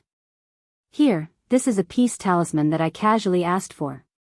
No, it's a free gift that I gave to others when I asked for one. You don't have to take it to heart. It's not something valuable. Just throw it away if you don't like it. Although he spoke proudly, his hands were trembling slightly. He was afraid that Xiangyi would refuse. Xiangyi took it and carefully put it in her pocket. She patted her pocket and said in a gentle voice, Jojo, I will keep it well. Jianghu felt a lump in her throat and she looked away. Leave then, don't say goodbye to me. I hate hearing those words. Xiangyi tilted her head and thought about it before suddenly giving Jiang Jojo a hug. She gently patted Jiang Jojo's back. See you next time then. Jiang Jojo's eyes turned red. You're a man of your word. Whoever stands you up is a dog. Okay. Fu Jiayan, who came out to join in the fun, was even more confused. Why is there another pair of romance lines? So, it's a love triangle within a love triangle and then a love quadrangle? Si Chuanbai steadily parked the car at the filming location. In the dressing room, a woman's disgruntled voice sounded. Chapter 434. Are you kidding me? What right does that woman have to film the show? Does she deserve to be in the same frame as me? Your production team is really funny. Of all people, why did you hire a D-lister? Another person who seemed to be a staff member said in a humble tone, Sister Yen is right. Teacher Su, please bear with us. Humph. You'll regret it sooner or later. She's a troublemaker. If she causes any trouble, don't expect me to clean it up for her. When she was almost done venting, a sweet and soft voice sounded like the spring breeze in March. Okay, don't make things difficult for her. I'll just be more careful. The staff member was relieved and wiped the sweat off his forehead. Thank you, Teacher Su. You're so nice. Sister Yen said, forget it, I won't say anything else. Give us the mission card for this episode in advance. Well. The staff member was a little hesitant. According to the rules, they couldn't reveal it to the guests, but when he saw the beautiful face of the young woman in front of him, he was momentarily bewitched. Okay then, I'll send you the electronic version later. Remember, don't spread it. You're so nice. Thank you, let's add each other on WeChat. I'll treat you to a meal when I'm free. What? A superstar actually wants to add a lowly staff member like me? The man suppressed his excitement and scanned the QR code to add Su to me on WeChat. The three of them walked to Xiangyi's exclusive dressing room. Nan pursed his lips and said, isn't she just playing the good cop and bad cop? Be careful with your words. Si Chuanbai looked at Xiangyi and said, Miss Xiang, it's better to stay away from such people. Xiangyi nodded. Nan's eyes widened. But she's obviously bad-mouthing Xiang Wan. Are we going to keep tolerating it? Si Chuanbai said, there's no practical point in being sharp-tongued. Nan knew that he had a point, but his cheeks were still puffed up with anger. Si Chuanbai pressed the space between his eyebrows helplessly. The jewelry brand that Su Tumi previously endorsed is about to expire. Do you think it's better for us to go over and scold her now and get provoked or snatch the endorsement deal for Miss Xiang? Nan was speechless. What? He whispered, Mr. C, you seem to be the villain in a movie. Si Chuanbai raised his eyebrows. This was the first time someone had described him this way. Si Chuanbai patted Nan's head of colorful hair and said a few words before leaving. Nan stayed behind and accompanied Xiangyi to wait for the makeup artist and stylist. But even after waiting for a long time, there was still no sign of anyone. Nan reacted and stood up with a whoosh. F***ck, you're using this kind of elementary school trick? How shameless. In the entertainment industry, it was very common for competitors to trip each other up. It was his negligence that he didn't think that there would be such a despicable trick. Meanwhile, the stylist was carefully styling Su Tumi's hair. She said carefully, Teacher Su, your hairline is a little high, why don't I put on a few pieces of wig for you? Su Tumi casually played with the manicure that she had just done while Sister Yen retorted, how can you say that? Our decadent beauty is the Barbie of the world. Stylist. Barbie dolls don't have bald heads. However, she only dared to criticize in her heart and didn't have the guts to say it out loud.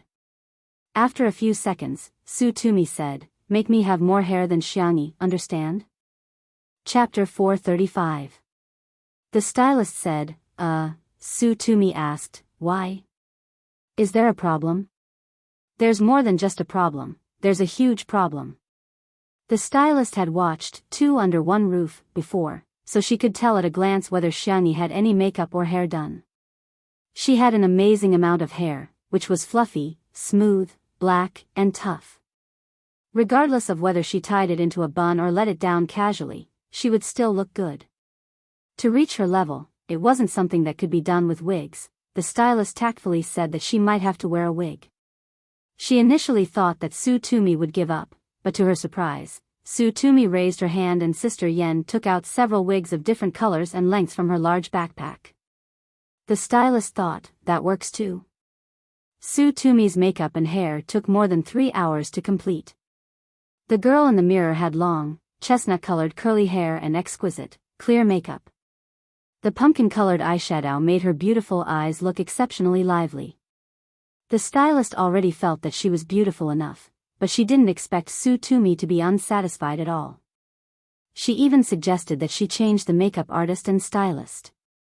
In the end, even the assistant director was alarmed and personally came over to coax her for a long time. He promised that he would edit Su Tumi's photos frame by frame in post-production. Only then did Su Tumi reluctantly agree to record. The assistant director wiped his sweat and secretly lamented in his heart, Su Tumi is really hard to please. However, she was indeed popular and capable. She had won the Best Actress award at the age of 23 and she had a strong family background too. Even he didn't dare to offend her easily. Hence, he had no choice but to coax her. By the way, where's Xianxia? Is she not done yet? The assistant director couldn't help but feel a little frustrated after being angered by Su Tumi. In fact, he didn't want to invite Xianxia, but for some reason, the director and scriptwriter decided to do it after watching Two Under One Roof for 5 minutes. It was simply unreasonable. One had to know that Xianxia didn't even have a single piece of work that she was proud of, yet she was constantly on the hot search list. Her brother and grandparents were on the hot search list. Wasn't it all because she was born into a good family? The assistant director looked down on Xianxia from the bottom of his heart. With the first impression, he instinctively vented his anger on Xianxia. The assistant hurried over and came back saying, the dressing room is empty. Teacher Xianxia is not in. The assistant director flew into a rage. What is she doing in the dressing room? What? Was he going to throw his weight around and leave? Then let her go. Does she really think that our show can't survive without her? The assistant said obsequiously, I heard that the stylist and makeup artist arranged for teacher Xianxia suddenly fell ill and couldn't come. Could it be because of this? The assistant director choked and quickly flew into a rage out of humiliation. Then wouldn't she have brought her own stylist and makeup artist? If he didn't even have this bit of adaptability, how could he survive in this industry? Why doesn't she reflect on herself? Why do other artists have to find trouble with her? The assistant, he didn't agree with the other party's point of view, but he didn't dare to refute, so he chose to keep his mouth shut. However, the more the assistant director thought about it, the angrier he got. Xianxia just comes from a wealthy family, but she doesn't have any abilities at all. How dare she throw her weight around? Tell her that if she doesn't appear in front of me within 5 minutes, she doesn't have to come. The assistant director said sternly. In the next second, someone ran over while panting heavily. Huh? Is Teacher Su not ready yet? Teacher Xiang has been waiting at the filming location for a long time. Chapter 436. In an instant. The assistant director's face changed from green to red. It was an exciting scene. The assistant next to him secretly laughed and pretended to be surprised. What? Teacher Xianxia's stylist and makeup artist didn't come, did they? The assistant director caught hold of her weakness and questioned, she went barefaced? What does she take national mass workout for? It's not a casual show like Two Under One Roof. Artists like her who don't know how to respect others should be banned. The errand keeper was dumbfounded. Is that so? But Teacher Xianxia's hair and makeup are very beautiful. There's a man with colorful hair next to her who is helping her touch up her makeup. The assistant said, oh, that should be her manager. The assistant director was dumbfounded. Why does the manager know how to do this? Is he trying to steal teacher Tony's job? His expression was ugly and he was still stubborn. How good can the makeup done by a manager be? I'll go take a look. If it's not up to standard, it'll have to be redone. Everyone at the scene suddenly fell silent, knowing that he was going to cause trouble. The assistant was indignant. It'll take at least an hour or two to redo. Isn't he just deliberately making things difficult for her? However, his words carried little weight and he couldn't say anything. He secretly sighed and prayed in his heart, I hope Anan's skills aren't too bad so that Xianxia won't be scolded too much. The filming location was Nanxing Gymnasium. The production team had contacted them in advance and there was an area in the gymnasium that was specially cleared today. In order to promote various sports, the production team divided the process into 2 rounds. The first round was to accumulate points through the sports competition, and those with high points would receive rewards that could be used in the second round. The second round was an all-member competition that had many forms, such as tearing off name tags, catching criminals, and so on. In this round, they could use the props or various special cards obtained in the previous round. The first round of the day was archery. In order to make it more interesting, the production team used the method of drawing lots to choose different bows. There were professional recurve bows and cartoon plastic bows for comedic effect. The filming had yet to begin and the scene was chaotic and noisy. However, it was almost effortless to see Xianxia in the crowd. The young girl's hair was permed into an egg curl and she wore a large red bow on her head, which made her milky white face look even more exquisite. At first glance, it looked like she was barefaced, but in fact, she was scheming. The base makeup was clear and flawless, and the eye makeup was delicate and gentle. There was no heavy makeup on her red lips, but it highlighted Xianxia's good looks very well. She was unbelievably beautiful. The assistant director was stunned.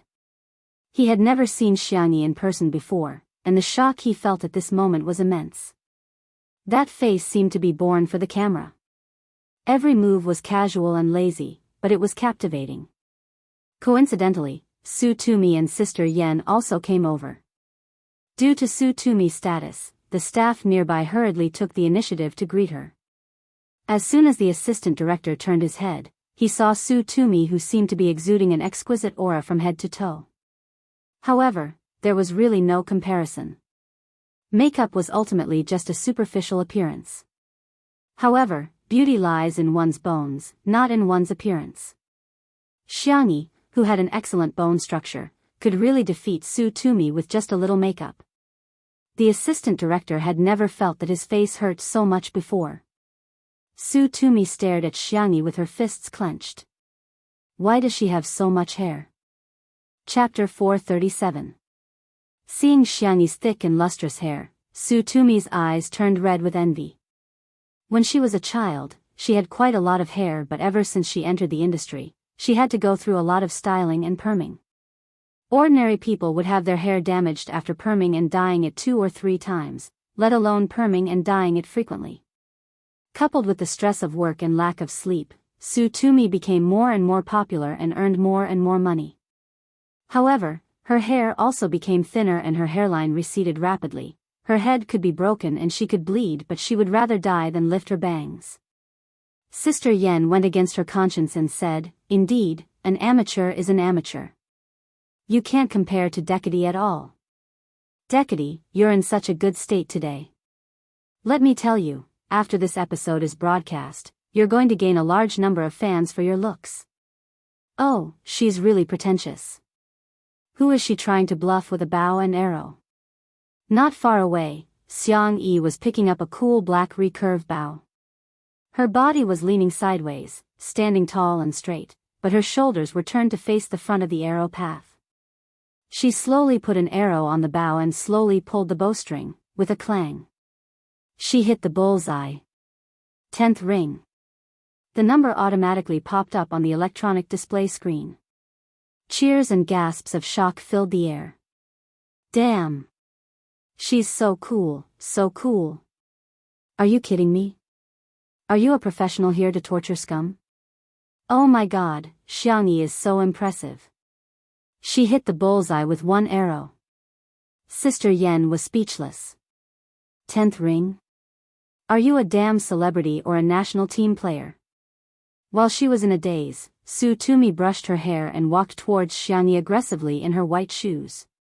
By the time Sister Yen reacted, Su Tumi had already walked towards Xianxia, scaring her so much that she broke out in cold sweat. Although Su Tumi was a troublemaker, she was very disdainful of scheming. She didn't put on airs either and often added everyone on WeChat. In Sister Yan's opinion, she was a little too arrogant and silly. Hence, she often played some tricks openly and secretly. On the surface, she deliberately asked for the mission card in advance today. On the surface, she secretly bribed Xianxi's makeup artist and stylist. If they got into a conflict in public, it would be bad for public relations. Sister Yen hurriedly chased after her. Xianxia tried the bow and found that it was still there, so she put it down. Suddenly, there was a sweet fruity aroma beside her. Xianxia sniffed lightly and distinguished the smell of sea salt, sage, and persimmon. Bright and sweet. She turned around and looked at Su Tumi. Su Tumi's tone was aggressive, but the words that she blurted out made Xianxia stunned. What brand of shampoo are you using? Xianxia? And what's the brand of conditioner, hair mask, essential oil, and comb? Xianxia. In Su Tumi's eyes, her blank expression was a silent provocation. Hey, are you going to say that you don't take care of your hair at all? Su Tumi sneered. Do you think I'll believe you? Humph. Forget it if you don't want to say it. I'll find the brand you're using sooner or later. Xianxia. I forgot some of the brands. Let me look for online orders. Do you need a link? Su Tumi, yes. By the time Sister Yen trotted over, she realized that the two of them had added each other as friends and were still discussing a topic that confused her. I'll buy it tomorrow. I think I can get 300 to 30 yuan. Sure, you can add on the category coupons and VIP discounts.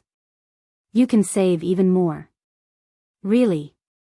You're so good at math. Sister Yan's head was filled with question marks. Are you women who lack money? Chapter 438. Sometimes, the friendship between girls can really be described as magical.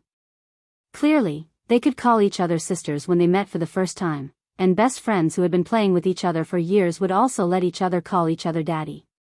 Collecting and stocking up is a human instinct, and shopping is a woman's joy. Sister Yen originally thought that Su Tumi would get into a conflict with Xianxia, but she never expected the two of them to be so harmonious. Su Tumi placed a few orders and was satisfied. She blinked at Xianxia and said, if I have anything useful in the future, I'll recommend it to you too. Xianxia smiled and continued to play with her bow and arrow. Sister Yen hurriedly pulled Su Tumi to the side and said, Tumi, you have to be careful. What if she accidentally shoots you? Su Tumi said impatiently. Okay, got it. Sister Yen instructed, when the official recording begins later, stay away from her. You're the main guest for this episode, so she won't get too much screen time. Besides, we still have the mission card. Don't worry, Tumi will definitely come in first place this time. Su Tumi rolled her eyes and said, can I shoot an arrow? No. Can I run? Neither would he. How can I come in first place? Sister Yen was speechless. What are you talking about? On the other side. The director organized a short meeting. What? Change the main guest? Change the gameplay? When he heard the screenwriter's suggestion, the assistant director couldn't accept it at all. The previous plan for this episode was quite good. It's not appropriate to suddenly change it now. The director was calm and collected. He picked up the thermos and drank a mouthful of goji berry water before saying indifferently, didn't you see the scene of her shooting the arrow just now? What does a variety show need? The assistant director was originally displeased with Xianxia. Once a person is prejudiced, everything the other party does is wrong. He said straightforwardly, she's not suitable. Our production team has never changed the main guest to the one with the lowest status. If we change it this time, Who knows how the netizens will criticize our show? You know that the netizens nowadays will boycott whenever they want. I believe everyone doesn't want the reputation of the show that we've painstakingly built to be ruined because of a mistake in decision-making, right? The director looked at him deeply and didn't criticize him. Instead, he answered his own question. What a variety show needs is a joke, a highlight, and a thrill. With these three, one could rule the world. I think Xianxia has the potential to be the main guest. The scriptwriter added, that's right. That's why I suggest that we use the same strategy as in the video game. We should highlight Xianxia for this episode and let her give the show a different soul. The assistant director was speechless. He felt that the two of them had gone crazy. It's up to you, he said stiffly. If it doesn't work, don't blame me for not warning you. The director, scriptwriter, and the others discussed the new game rules and plans in low voices. The assistant director felt indignant. Just wait, they will definitely regret it. Instead of using Su Tumi as the main guest, they went to replace her with an inexplicable woman. It was simply unreasonable. He hadn't realized that he had been ignored by the core members. The official recording began. Ladies and gentlemen, welcome to this week's National Mass Workout. I'm your good friend, Xiao Yao. The host was the resident MC, Wang Yao, who had acted in many family dramas and was very well known among the middle-aged and elderly. First of all, let's welcome our sister Xianxia. Outside the venue, Sister Yan's expression changed instantly.